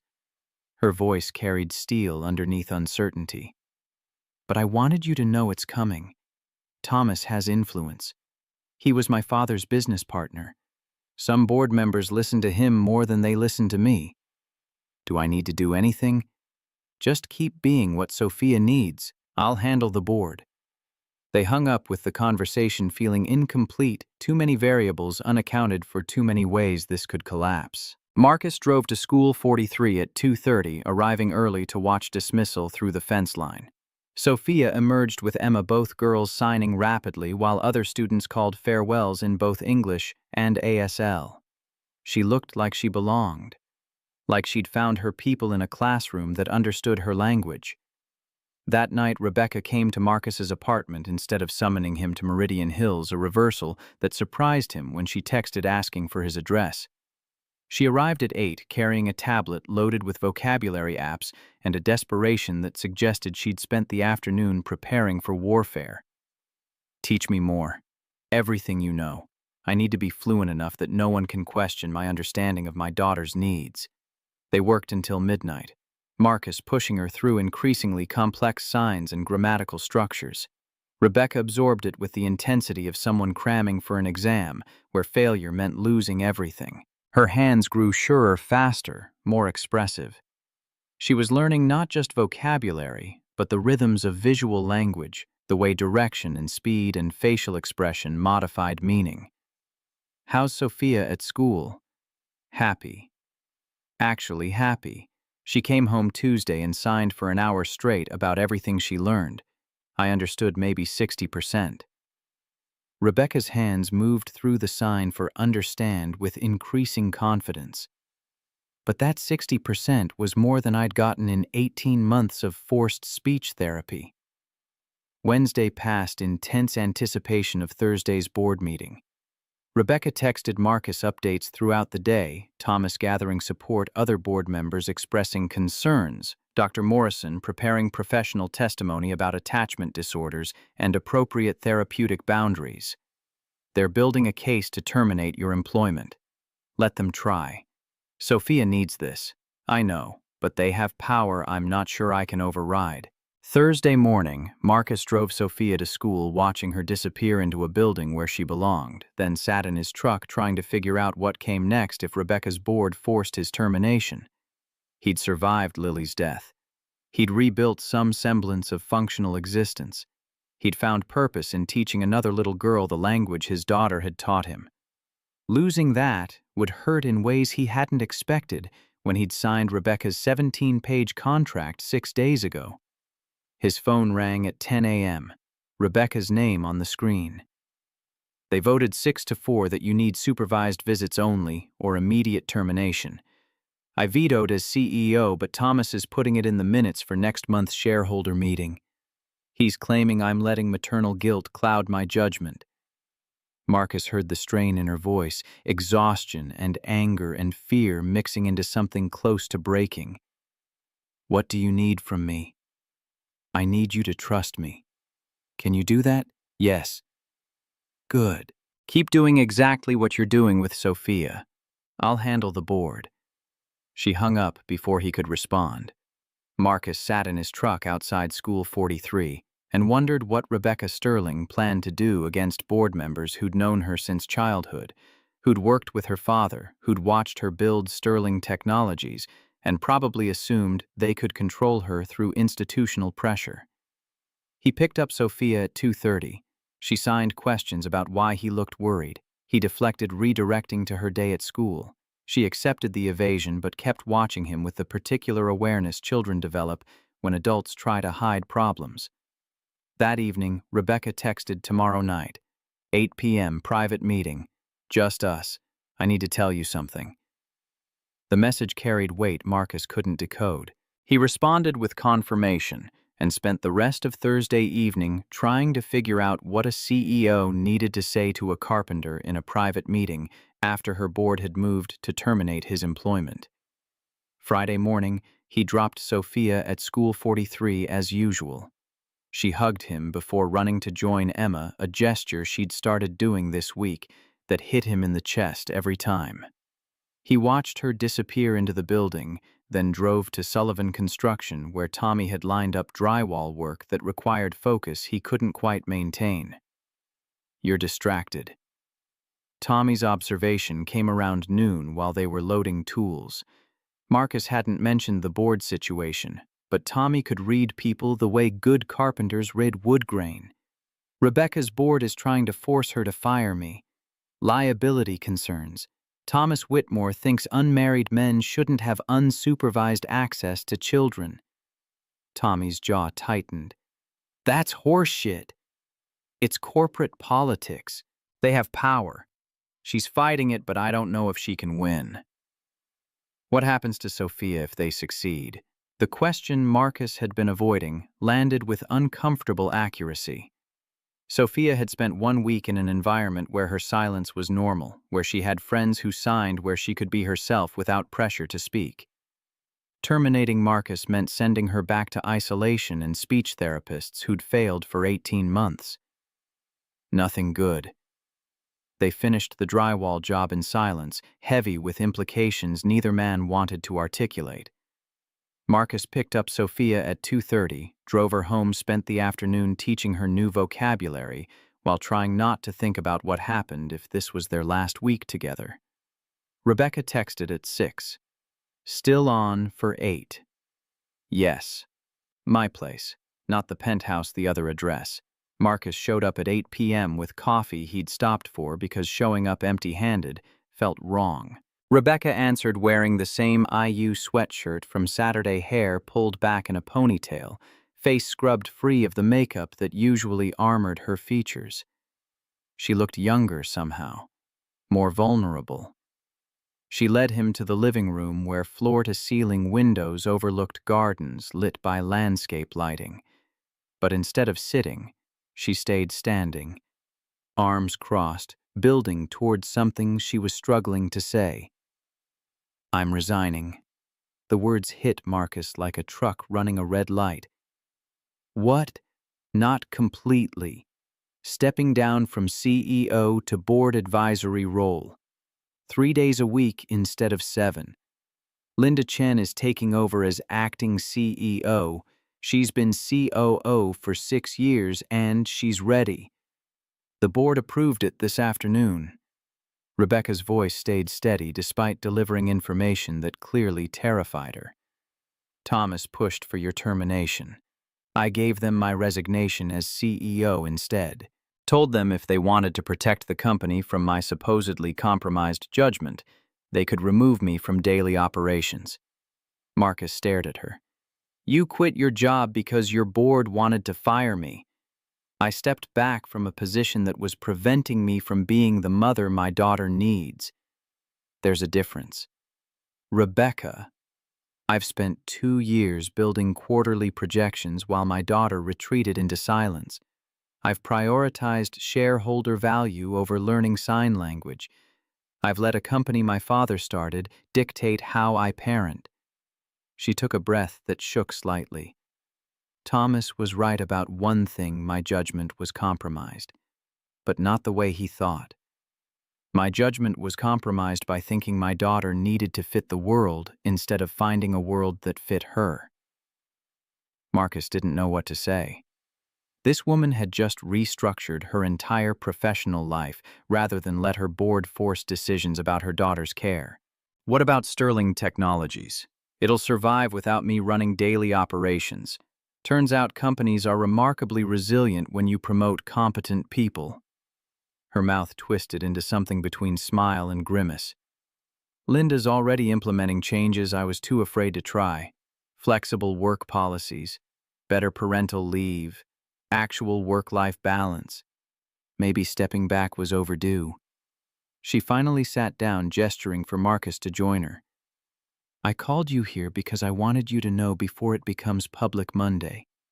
And because I wanted to say thank you, not as your employer, but as Sophia's mother. You gave me my daughter back. That's worth more than any job title. Marcus absorbed this information while autumn wind rattled windows overlooking gardens where landscape lighting cast shadows that moved like living things.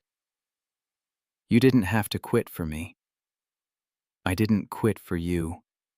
I stepped back for Sophia. You were just the person who showed me that was possible. They sat in silence that felt different from the quiet that had filled this room. Before less tense, somehow more settled, Rebecca reached for the coffee he'd brought, taking a sip before making a face. This is terrible coffee. It's Fountain Square coffee. We don't have time for foam art. She laughed, actual laughter that sounded rusty from disuse but genuine. For just a moment, she looked like someone who might remember how to be happy instead of just successful. Show me more signs. I want to practice. They worked through advanced vocabulary until midnight, Marcus pushing her through grammatical structures that required thinking in spatial dimensions instead of linear progression.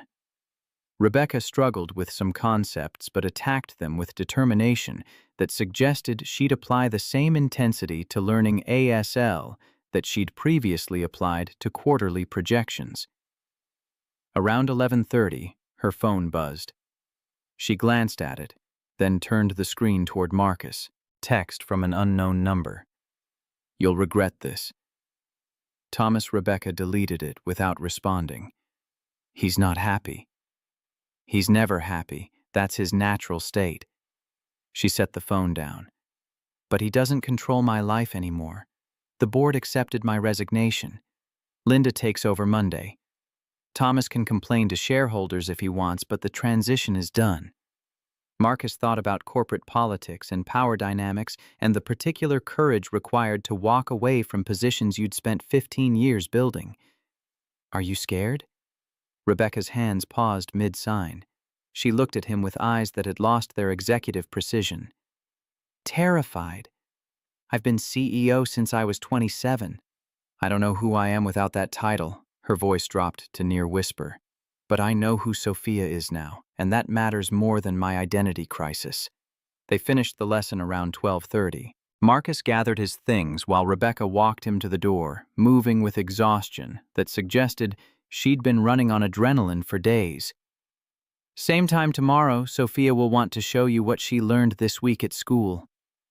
I'll be there. She hesitated at the door hand on the frame, something unspoken hanging between them. Marcus, when you said this arrangement was temporary, that you'd leave once Sophia and I could communicate, did you mean that? The question caught him off guard. He'd thrown that boundary up as protection against getting too attached, against letting another child into the space Lily still occupied. But Sophia had bypassed his defenses with the same efficiency she'd bypassed 18 months of speech therapy. I meant it when I said it. I'm less sure now. Rebecca nodded slowly, processing this admission. Good. Because I think we're going to need you longer than 3 months. She closed the door before he could respond. Marcus drove back to Fountain Square, thinking about temporary arrangements that were becoming permanent, about jobs that transformed into something deeper than employment contracts could define, about the ways helping other people heal started healing yourself. His phone buzzed as he was parking. Text from Rebecca. Thank you for tonight, and for everything. Sleep well. He stared at the message longer than necessary before responding, You too. See you tomorrow. Inside his apartment, Tommy's inevitable beer waited on the counter with a note. Kelly says you're doing good work. Keep it up.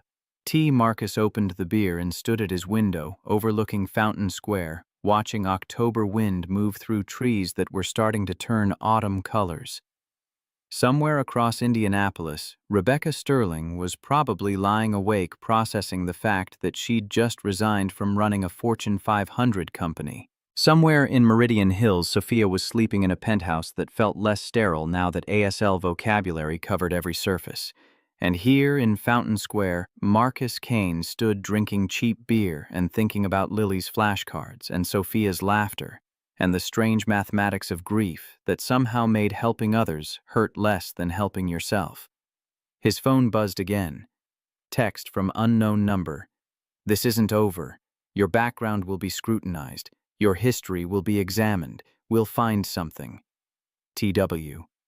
Thomas Whitmore had apparently decided direct threats were more efficient than corporate maneuvering. Marcus stared at the message, feeling cold settle into his chest. His employment gap was explainable. His volunteer work was documented. His references were solid. But there were ways to make innocent history look suspicious if you wanted badly enough to destroy someone. He forwarded the message to Rebecca without comment. Her response came within seconds. Forward all communication from Thomas to me. Document everything. This is harassment, and it's about to become very expensive for him. Marcus set down his phone and finished his beer while watching Fountain Square settle into Friday night rhythms, people heading to bars, couples, walking dogs, ordinary life continuing its oblivious function. He'd thought accepting Rebecca's job offer was a simple transaction. Teach a kid sign language, help a mother reconnect with her daughter, collect a paycheck, and move on. He hadn't anticipated board politics or resignation announcements or text messages threatening to scrutinize his grief-shaped employment history. He definitely hadn't anticipated caring this much about whether Sophia Sterling could keep attending a school where her silence was normal and her mother could learn to speak her language. Marcus pulled out his phone and opened the photo folder containing Lily's pictures. He found the one from her 4th birthday chocolate cake and the sign for happy, and stared at it for a long minute. "I'm trying to honor your memory the right way, Lily. I hope this is what you'd want." His daughter smiled at him from the screen, frozen in a moment of joy that transcended silence. Marcus went to bed thinking about temporary arrangements and permanent impacts about languages learned from grief and communities built from understanding about the particular courage it took to protect something fragile when powerful people wanted to crush it. Tomorrow he'd pick up Sophia and take her to school where she belonged. Tomorrow he'd continue teaching her and Rebecca the language Lily had taught him. Tomorrow he'd face whatever Thomas Whitmore planned to throw at him with the same stubborn determination that had kept him functional after his daughter died. But tonight, alone in his Fountain Square apartment with October wind rattling windows, Marcus Kane let himself imagine a future where Sophia thrived and Rebecca healed, and maybe, just maybe, he figured out how to live instead of just surviving. Outside his window, Indianapolis continued its uneven march through autumn. Inside his chest, something that had been frozen for 2 years continued its tentative thaw. The grief remained. It would always remain. But maybe Tommy was right about grief making you useful instead of useless. Maybe helping Sophia find her voice was exactly what honoring Lily's memory looked like. Maybe there was more than one way to keep loving someone after they were gone. His phone buzzed one final time. Text from Rebecca. "I meant what I said earlier. We need you. Both of us. Please don't let Thomas scare you away." Marcus typed and deleted 3 responses before settling on truth. "I'm not going anywhere." He sent it and turned off his phone, climbing into bed while Fountain Square settled into night sounds and distant sirens and the particular quiet of cities that never completely sleep. Tomorrow would bring whatever Thomas Whitmore planned. Tomorrow would test whether Rebecca's resignation gave her enough freedom to protect the arrangement they'd built. Tomorrow would determine if 1 week of progress could survive institutional pressure to destroy it.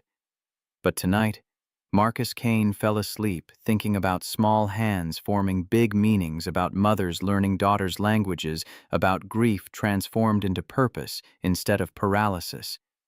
And for the first time in 2 years, he dreamed of Lily smiling instead of dying. Progress measured in silence. Hope carried in gestures. Family built from understanding instead of blood.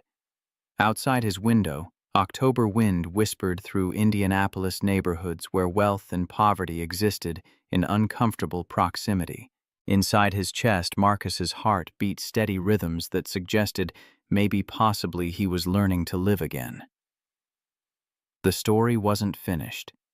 The threats weren't neutralized. The future remained uncertain. But for one Friday night in Fountain Square, that was enough. Thomas Whitmore's anonymous complaint arrived via registered mail on Monday morning, while Marcus was driving Sophia to School 43. The envelope bore a law firm's return address, Blackwell & Associates, downtown Indianapolis, the kind of attorneys who charged hourly rates that could finance small cars. Inside, formal allegations of inappropriate conduct with a minor, vague enough to avoid defamation charges, but specific enough to trigger mandatory investigation protocols. Rebecca called at 8:15, voice tight with controlled fury. "HR received the same document. Company policy requires immediate suspension pending full investigation. I can't override it without exposing Sterling Technologies to liability claims." A pause. "I'm sorry, Marcus. This is Thomas weaponizing bureaucracy." Marcus pulled into the School 43 parking lot, watching Sophia and Emma disappear into a building where his presence was about to become illegal, pending investigation outcomes. How long? 72 hours minimum for preliminary review. Longer if they find anything requiring deeper examination. They won't find anything. I know. But Thomas doesn't need truth. He needs delay. Rebecca's breath came sharp through the phone. 3 days without you means 3 days of Sophia asking where you went. 3 days of her thinking another person abandoned her. Marcus thought about a 6-year-old who'd watched her father die and then spent 2 years learning that silence protected better than speech. 3 days might undo a week of progress built on trust that adults showed up when they promised.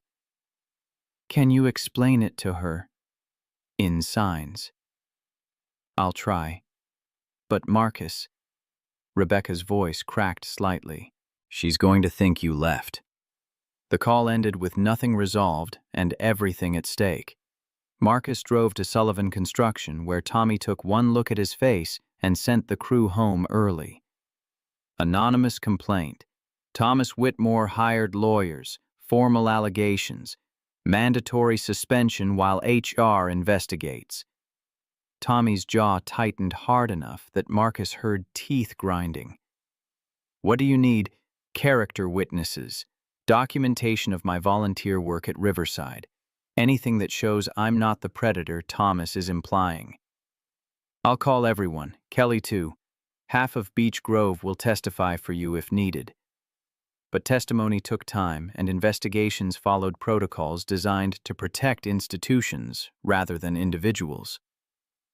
Marcus spent Monday afternoon providing statements to Sterling Technologies' HR representatives, who documented his words with the detached efficiency of people processing problems rather than people. They asked about his employment gap, his relationship with Sophia, his motivations for teaching sign language. Every question carried subtle implications that innocence required proof rather than assumption. Tuesday brought media attention. Someone, almost certainly Thomas, had leaked the investigation to business reporters who smelled scandal involving a Fortune 500 CEO and her recently resigned position. The Indianapolis Business Journal ran a story with the headline, "Sterling Technologies Under Scrutiny, Former CEO's Childcare Decisions Raise Questions." The article quoted anonymous board members expressing concern about Rebecca's judgment and the company's liability exposure. Marcus's phone exploded with calls from numbers he didn't recognize. Reporters asking for statements, lawyers offering representation. People he'd worked with years ago suddenly remembering him and wanting details they could sell to media outlets hungry for corporate scandal content. He ignored all of it and texted Rebecca, "How's Sophia?" The response took 10 minutes. "Asking for you constantly. I keep signing that you'll be back, but she doesn't believe me. Can you send her a video message?" Marcus recorded himself signing directly to Sophia, explaining that he had to be away for a few days, but he was coming back, that sometimes adults had to deal with complicated things, but it didn't mean he was leaving her. He sent it to Rebecca and hoped it would be enough. Wednesday, the investigation report came back preliminary findings. No evidence of inappropriate conduct. All interactions documented via security footage showed appropriate boundaries, character references, uniformly, positive employment gap, explained satisfactorily by family medical situation. The HR representative who delivered results sounded almost disappointed that they hadn't found ammunition for Thomas's allegations. But the damage was done. 3 days of absence had convinced Sophia that Marcus had abandoned her the way her father's death had abandoned her. Rebecca reported via text that the little girl had stopped signing, stopped engaging with Emma at school, retreated back into the defensive silence that had defined her before Marcus arrived. "She won't believe me that you're coming back. I've shown her the video 20 times. She just turns away."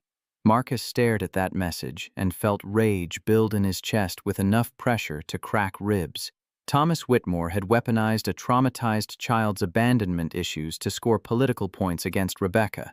He'd sacrificed a 6-year-old's healing to punish her mother for defying board authority. Thursday morning. Marcus drove to Sterling Technologies' downtown headquarters without invitation or appointment. The security guard in the lobby tried to stop him. "Sir, you need to sign in, sir. You can't just go up there." But Marcus had spent 4 years working construction in buildings identical to this one, and he knew which stairwells bypassed security checkpoints. He took the stairs to 52, emerging into the executive floor, where Grace Chen looked up from her desk with an expression that cycled through surprise and concern before settling on determination. "She's in a meeting with the board. They're deciding whether to pursue formal termination proceedings against you despite the investigation clearing you. I need 5 minutes with Thomas Whitmore." Grace's eyebrows climbed. "That's a terrible idea." "Probably. Where is he?" She studied Marcus for a long moment, then made a decision that would likely cost her job.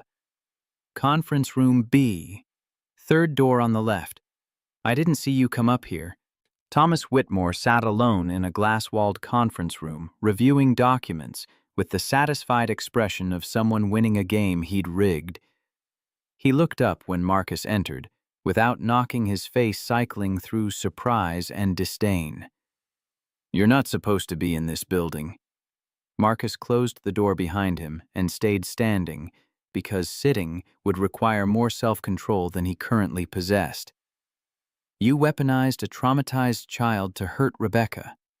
You filed false allegations knowing they'd be disproven, but calculating that the investigation process would do enough damage to serve your purposes."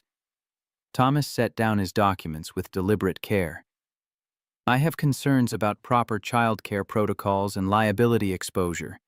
Those concerns are legitimate, regardless of investigation outcomes. Your concerns are about control. Rebecca defied you by resigning instead of firing me. So you manufactured a scandal to punish her through her daughter." Something shifted in Thomas's expression, a flicker of anger breaking through patrician composure. "Rebecca's judgment has been compromised since James died. She's let maternal guilt override her fiduciary responsibilities to shareholders. Someone needs to protect Sterling Technologies from her emotional decisions." Sterling Technologies is thriving under Linda Chen. Revenue projections are up. Employee satisfaction metrics improved. The company doesn't need protection from Rebecca. It needed protection from board members who confused control with leadership. Thomas stood, drawing himself up to full height despite being 3 inches shorter than Marcus. "You're a carpenter with delusions of relevance. You have no credentials, no expertise, no standing to judge my decisions. You're exactly the kind of liability I warned Rebecca about: unqualified individuals gaining inappropriate influence over vulnerable situations." Marcus felt something cold and precise settle into his chest. The rage burned away, leaving behind clarity sharp enough to cut. "You're right. I'm a carpenter. I build things. And I built something with Sophia that you're trying to destroy because it threatens your authority." He leaned forward slightly. "But here's what you didn't calculate, Thomas. Rebecca doesn't need Sterling Technologies anymore. She has resources and connections independent of this company.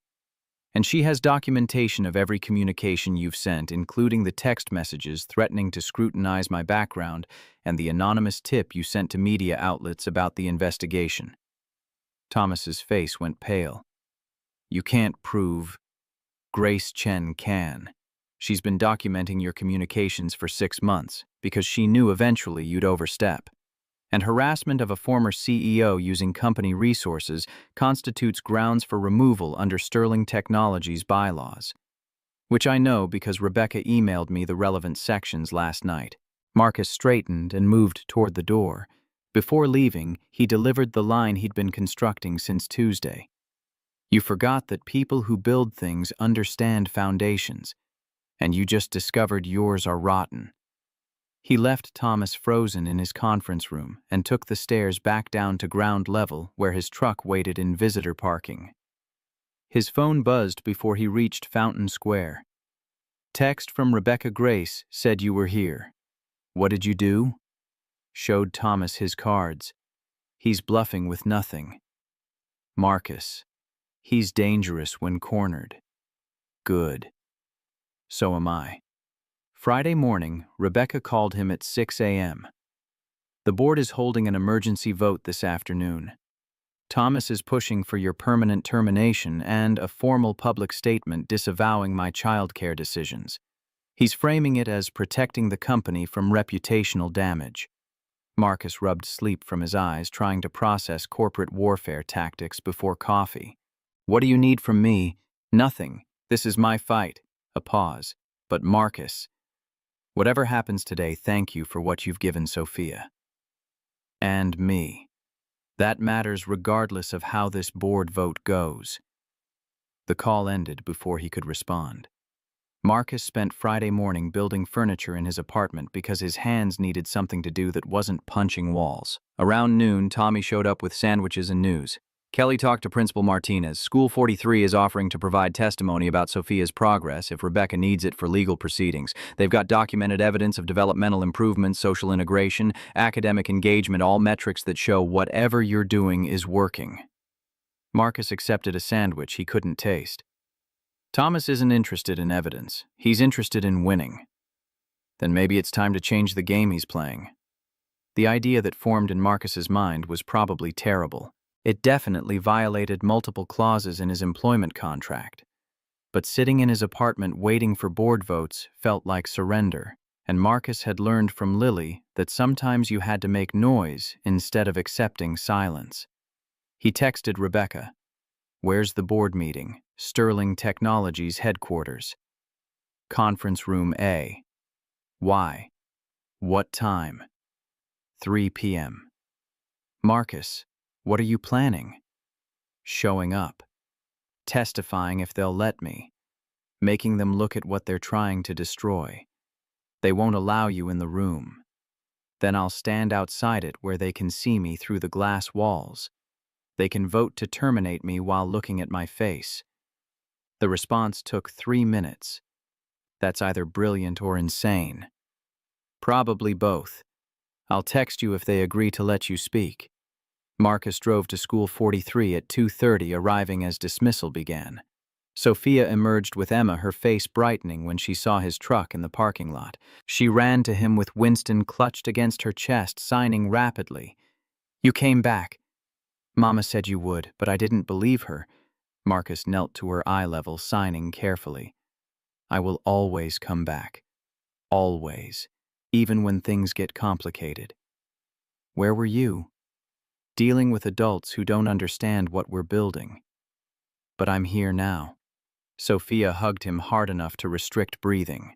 Over her shoulder, Marcus saw Rebecca's Lexus pull into the lot. She emerged wearing the charcoal suit that signaled corporate warfare, hair pulled back in executive severity expression, controlled despite obvious exhaustion. She approached slowly, signing while speaking so Sophia could follow both. The board meeting is in 20 minutes. They're voting on whether Marcus can continue working with you. Sophia's face crumpled. Why? He's helping me. Some adults think there are better ways to help. They're wrong, but they have power to make decisions. That's not fair. Rebecca knelt beside Marcus, bringing herself to Sophia's eye level. No, it's not fair. But sometimes we have to fight for what matters, even when it's not fair. Sophia looked between them, her mother who'd resigned from running a company rather than lose Marcus, and the carpenter who'd taught her that silence wasn't shame. Her small face set with determination that suggested she'd inherited Rebecca's stubbornness. I'm coming with you. Rebecca blinked. Sweetheart board meetings are... I'm coming. They're deciding about me. I should be there. Marcus caught Rebecca's eye over Sophia's head. She looked uncertain, protective instincts warring with recognition that her daughter was right. These decisions affected Sophia more than anyone, and excluding her from the process just reinforced the pattern of adults making choices without consulting the person most impacted. She's right. They should see what they're voting on. Rebecca's expression cycled through doubt and fear before settling on resolve. Okay, but you stay with me the entire time, and if it gets too intense, we leave immediately. They drove to Sterling Technologies in separate vehicles, Rebecca and Sophia in the Lexus, Marcus following in his truck. The downtown tower loomed against October sky like a monument to wealth's ability to reshape landscapes. Marcus parked in visitor parking and took the elevator to 52, with Sophia holding his hand, and Rebecca carrying a leather portfolio that probably contained documentation of Thomas's harassment. Grace Chen met them in the executive lobby, her expression suggesting she'd witnessed enough corporate drama to recognize historical moments. "They're waiting." Thomas tried to bar Marcus from the floor, but Rebecca invoked her shareholder rights to bring witnesses. "It's going to be ugly." "It's already ugly. We're just making it visible." The conference room held 15 people arranged around a table that could seat 30. Board members occupied chairs with the territorial certainty of people accustomed to power. Thomas Whitmore sat at the far end, silver hair-catching afternoon light streaming through floor-to-ceiling windows. His expression when Marcus entered with Sophia and Rebecca was worth every risk this gamble entailed. Linda Chen, the new acting CEO, gestured to empty chairs. "Ms. Sterling, you're welcome to present your position before we vote. You have 15 minutes. Rebecca remained standing, positioning herself where everyone could see her clearly. Sophia stayed close to Marcus Winston, clutched in both hands, watching adults who would decide her future. "I'm not here to present a position. I'm here to present evidence." She pulled documents from her portfolio and distributed them around the table. Board members examined the papers with expressions ranging from curiosity to concern.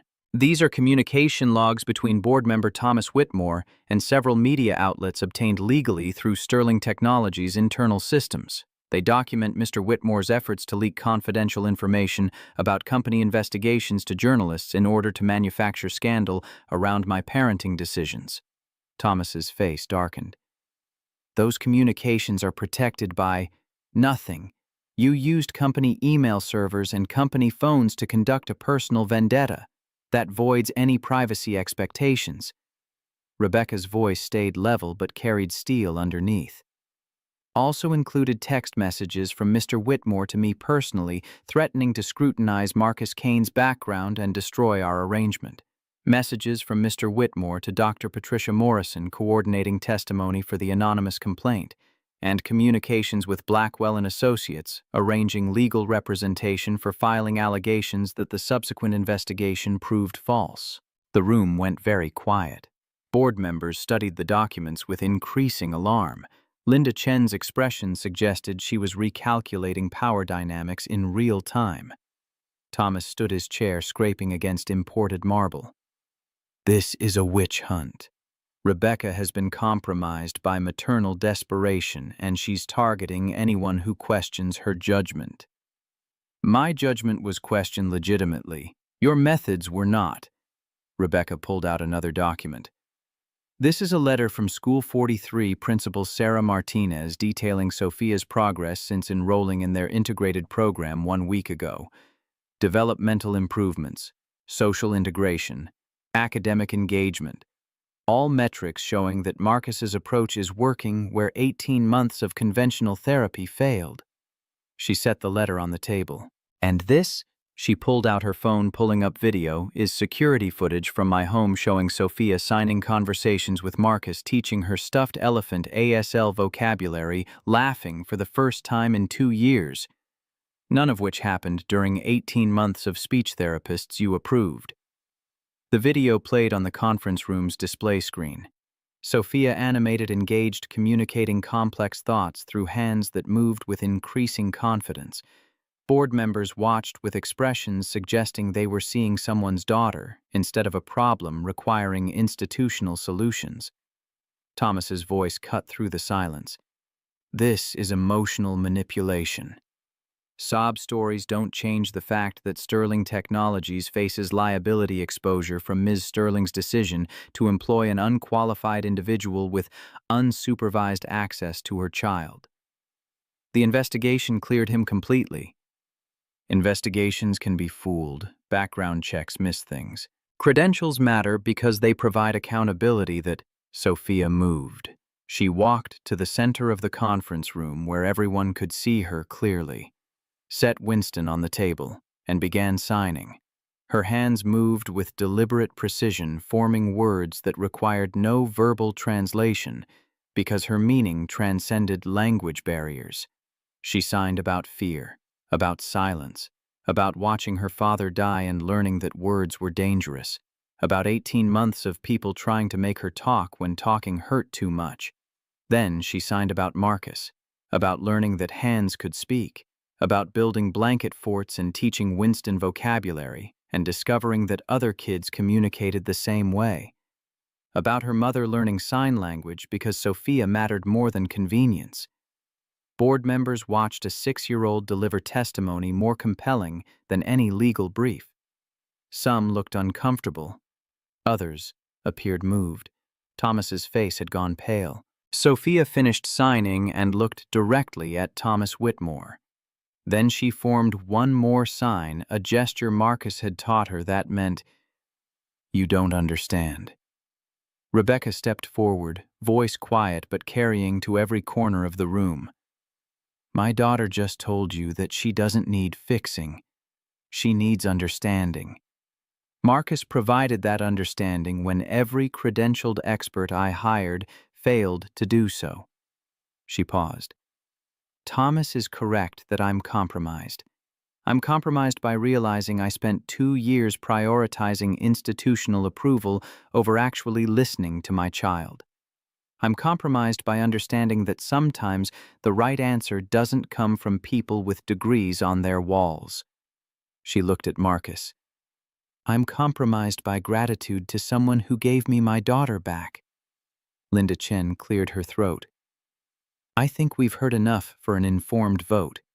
All in favor of permanently terminating Marcus Kane's employment with Sterling Technologies, raise your hands." One hand went up.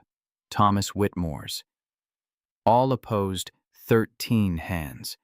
Even board members who'd supported Thomas earlier had apparently found their limit. Linda's expression was carefully neutral. "Motion fails. Mr. Kane's employment continues under current terms." She turned to Thomas. "However, we need to discuss your use of company resources for personal vendettas. That conversation happens in executive session. Everyone else is dismissed." The meeting dissolved into motion. Board members gathered belongings and departed with the efficient speed of people escaping uncomfortable situations. Marcus stood frozen while reality recalibrated around him. He'd won. Sophia had won. Rebecca had turned Thomas's weapons against him with documentation and video evidence and the simple power of a child telling truth that adults couldn't refute. Thomas remained seated, his silver hair catching autumn light through windows 52 floors above Indianapolis. He looked smaller somehow, diminished. A man who'd confused institutional power with actual authority and discovered the difference too late. Rebecca guided Sophia toward the exit. As they passed Thomas's chair, Sophia paused and signed something directly to him. Marcus caught the gesture. "You should learn to listen." Then she took her mother's hand and walked out of the conference room like a 6-year-old who'd just taught a master class in courage. In the hallway, Rebecca sagged against the wall, adrenaline draining away to leave exhaustion in its wake. "That was terrifying." "That was perfect." Marcus knelt to Sophia's level. "You were so brave in there." "Was I good?" "You were amazing. You told them the truth and they had to listen." Sophia hugged him, then hugged her mother, then insisted Winston hug both of them. Grace appeared with water bottles and information that Thomas was being escorted from the building, pending review of ethics violations. "Linda wants to talk to both of you next week about formalizing the arrangement. Something about creating a pilot program for alternative childcare support." Grace smiled. Apparently, watching a 6-year-old school the board made her reconsider what Sterling Technologies should be funding. Marcus and Rebecca looked at each other over Sophia's head.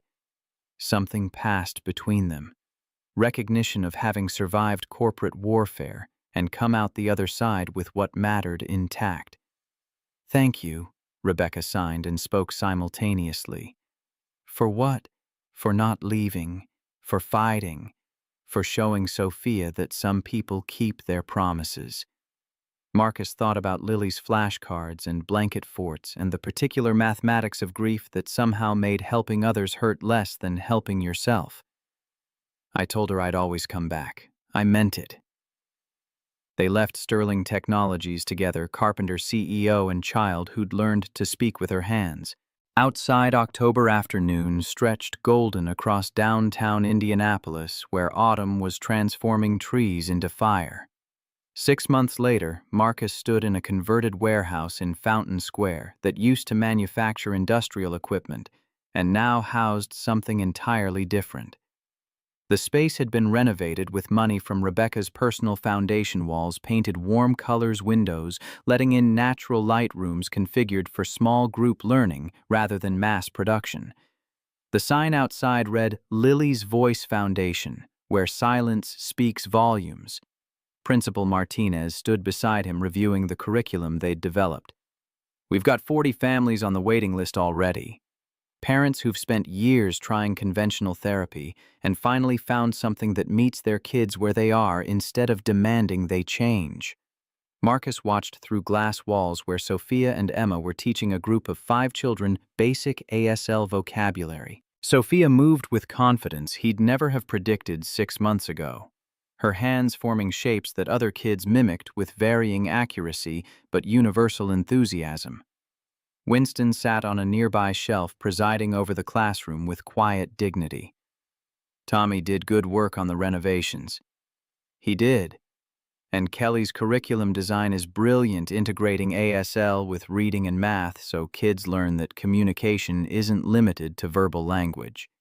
Rebecca appeared carrying coffee from the Fountain Square shop that Marcus had introduced her to 6 months ago. She'd traded designer suits for jeans and sweaters most days, though she still maintained her board advisory role at Sterling Technologies 3 days a week. The foundation consumed the rest of her time fundraising outreach program development. Channel 8 wants to do a feature story next month, something about innovative approaches to childhood trauma. Marcus accepted the coffee. "Will they want interviews? Probably, but we control the narrative this time. No more Thomas Whitmore leaking selective information to manufacture scandal." Thomas had resigned from Sterling Technologies board in November after ethics investigation findings became public. Last Marcus heard, he'd retreated to his Connecticut estate, where old money insulated him from consequences. The company thrived without him. Linda Chen had implemented flexible work policies and expanded parental leave and proven that Fortune 500 success didn't require sacrificing employee well-being. Sophia emerged from the classroom signing that she was hungry. Rebecca responded in ASL that had become fluent through 6 months of daily practice. They conducted entire conversations now without verbal language, mother and daughter finally speaking the same tongue. "Can Marcus come to dinner tonight?" Rebecca glanced at him, a question in her eyes that went beyond dietary planning. "If he wants to." Marcus had been having dinner with them 3 or 4 nights a week since January. His Fountain Square apartment still contained Lily's flashcards and photos, but he'd added new pictures too.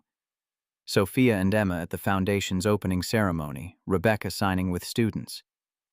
Winston wearing various outfits Sophia insisted were necessary for different occasions. "Always," he signed back.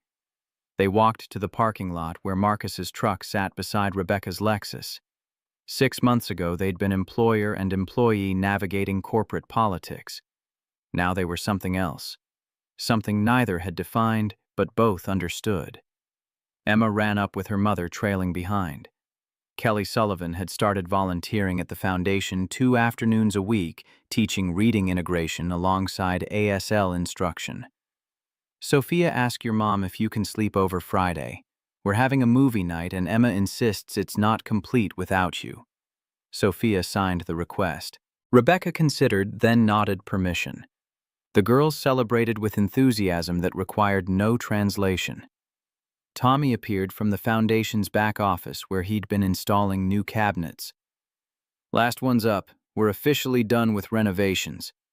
Marcus surveyed the converted warehouse that had become something Lily would have loved, a place where deaf and hearing kids learned together, where sign language was normal instead of remedial, where silence was valued instead of pathologized.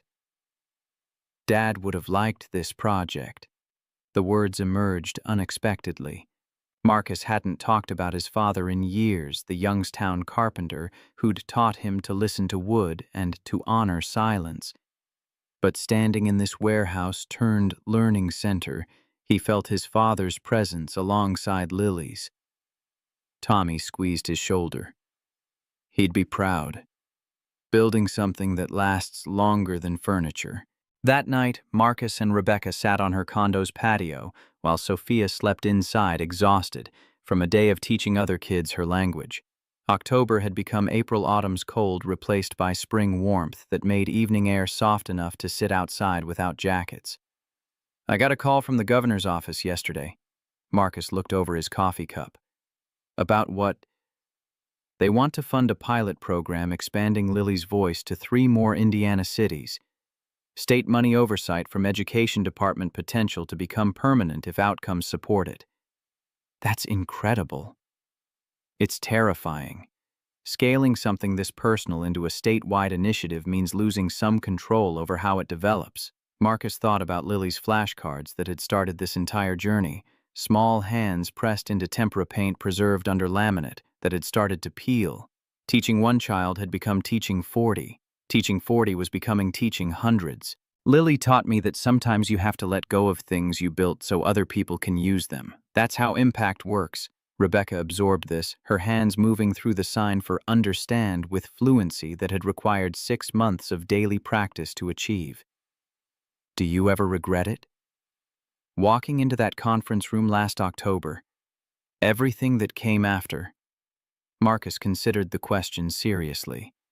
6 months ago, he'd been a grieving carpenter volunteering at deaf schools to avoid confronting his daughter's death. Now, he ran a foundation bearing her name, taught ASL to families desperate for alternatives to conventional therapy, and spent evenings on patios with a woman who'd sacrificed her career to protect her daughter's healing. "No." "Do you regret resigning?" "Not even slightly. Sterling Technologies is doing better without me in charge daily. Linda's implementing changes I was too afraid to try." Rebecca smiled. "Turns out, I was never as essential as I thought." "You were essential, just not to the company."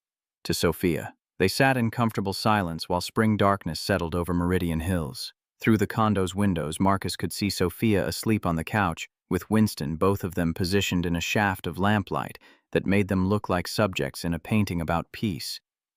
Rebecca followed his gaze. "She asked me yesterday if you were going to stay forever." Marcus's chest tightened. "What did you tell her?" "That I hoped so." Was that presumptuous? He thought about the moment 6 months ago when he'd told Rebecca this arrangement was temporary, that he'd leave once mother and daughter could communicate. He'd meant it as protection against attachment. But Sophia had bypassed his defenses with the same efficiency she'd bypassed 18 months of speech therapy. And somewhere along the way, teaching Rebecca sign language had become teaching her how to rebuild herself after loss. Somewhere along the way, honoring Lily's memory had transformed from preservation into continuation. No, it wasn't presumptuous. Rebecca's hand found his across the patio table. Not romantic exactly, but not purely professional either.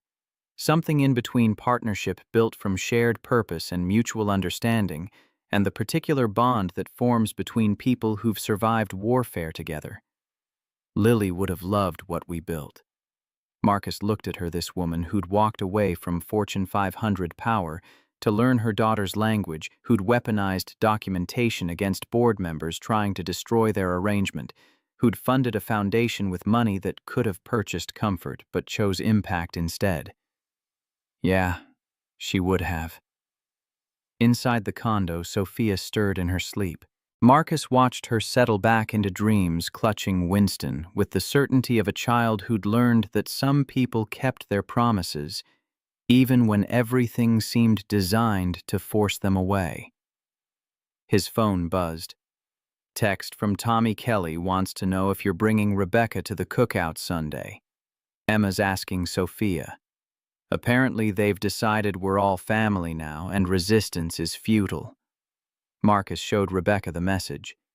She laughed actual laughter that sounded natural instead of rusty. Tell them we'll be there, but only if I can bring dessert.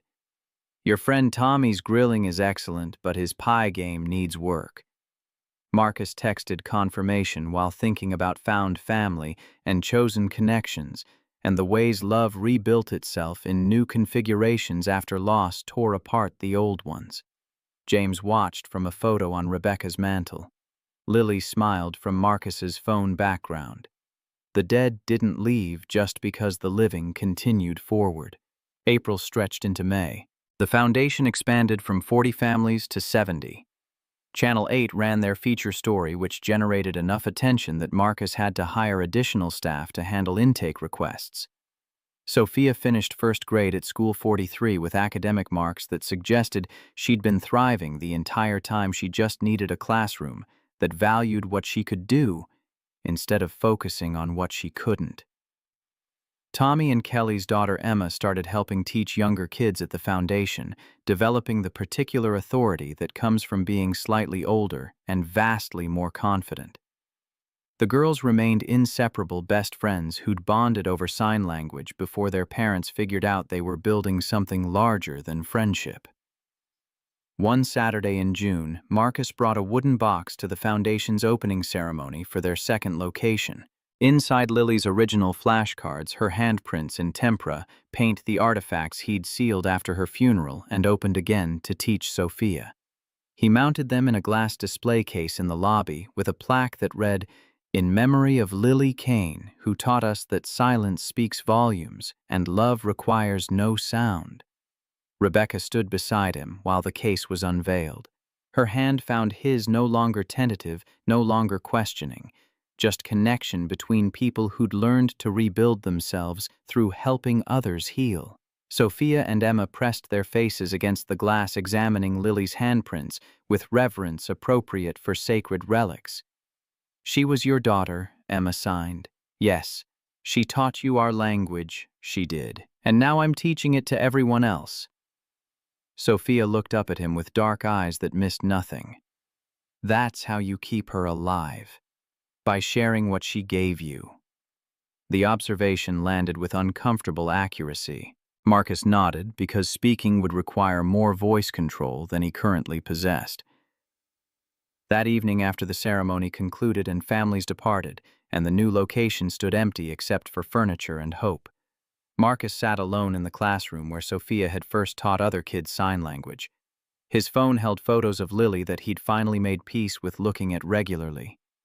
Her 4th birthday. Her last Christmas. Her face in hospital beds and playgrounds and ordinary moments that had seemed unremarkable until they became precious through retrospection. Rebecca found him there sitting in child-sized furniture designed for students a quarter his size. "You okay?" "Yeah. Just thinking about how weird it is that the worst thing that ever happened to me led to the best thing I've done." She sat beside him, their knees touching because the chairs forced proximity. Grief is strange mathematics. It doesn't erase itself. It just transforms into different shapes if you're willing to let it. Marcus thought about Thomas Whitmore's text from 6 months ago threatening to scrutinize his background and destroy their arrangement. About board meetings and anonymous complaints and institutional power deployed against individual connection. About a 6-year-old standing in a conference room signing truth that adults couldn't refute.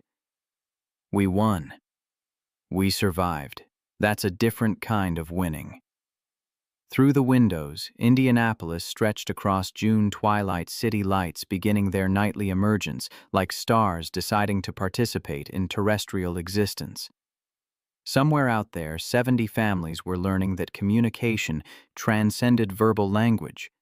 Somewhere out there, children were discovering that silence wasn't shame. And here in Fountain Square, in a converted warehouse bearing his daughter's name, Marcus Kane finally understood what honoring Lily's memory actually meant. Not preservation, continuation. Not holding on to what was lost. Sharing what she'd given him. not surviving, living. Rebecca leaned against his shoulder, with the comfortable weight of someone who'd earned the right to take up space in his grief. Outside the foundation's windows, summer darkness settled over neighborhoods where wealth and poverty existed in uncomfortable proximity.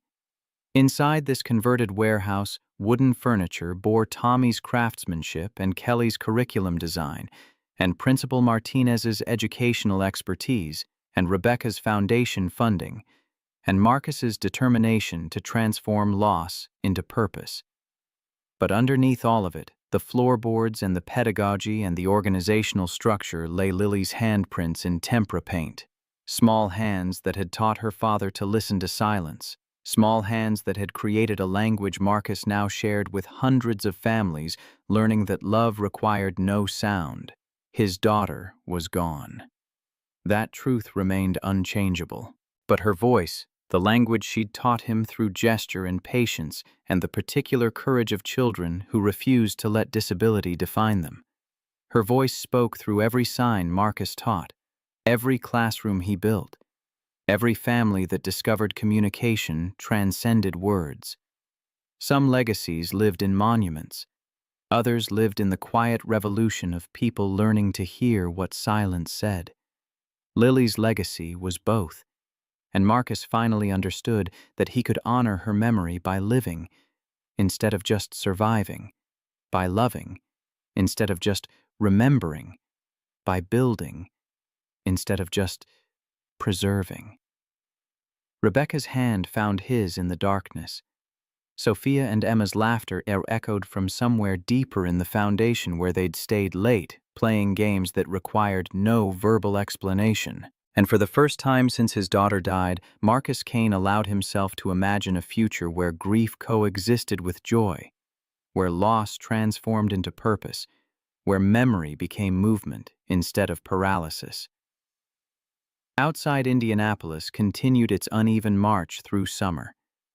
Inside Lily's Voice Foundation, silence spoke volumes about hope and healing and the particular courage required to keep building after everything collapses. The story wasn't finished. It never would be. But tonight, surrounded by wooden furniture and signed languages and found family built from shared understanding, Marcus Kane allowed himself to believe that maybe the best chapters were still being written, one small hand at a time,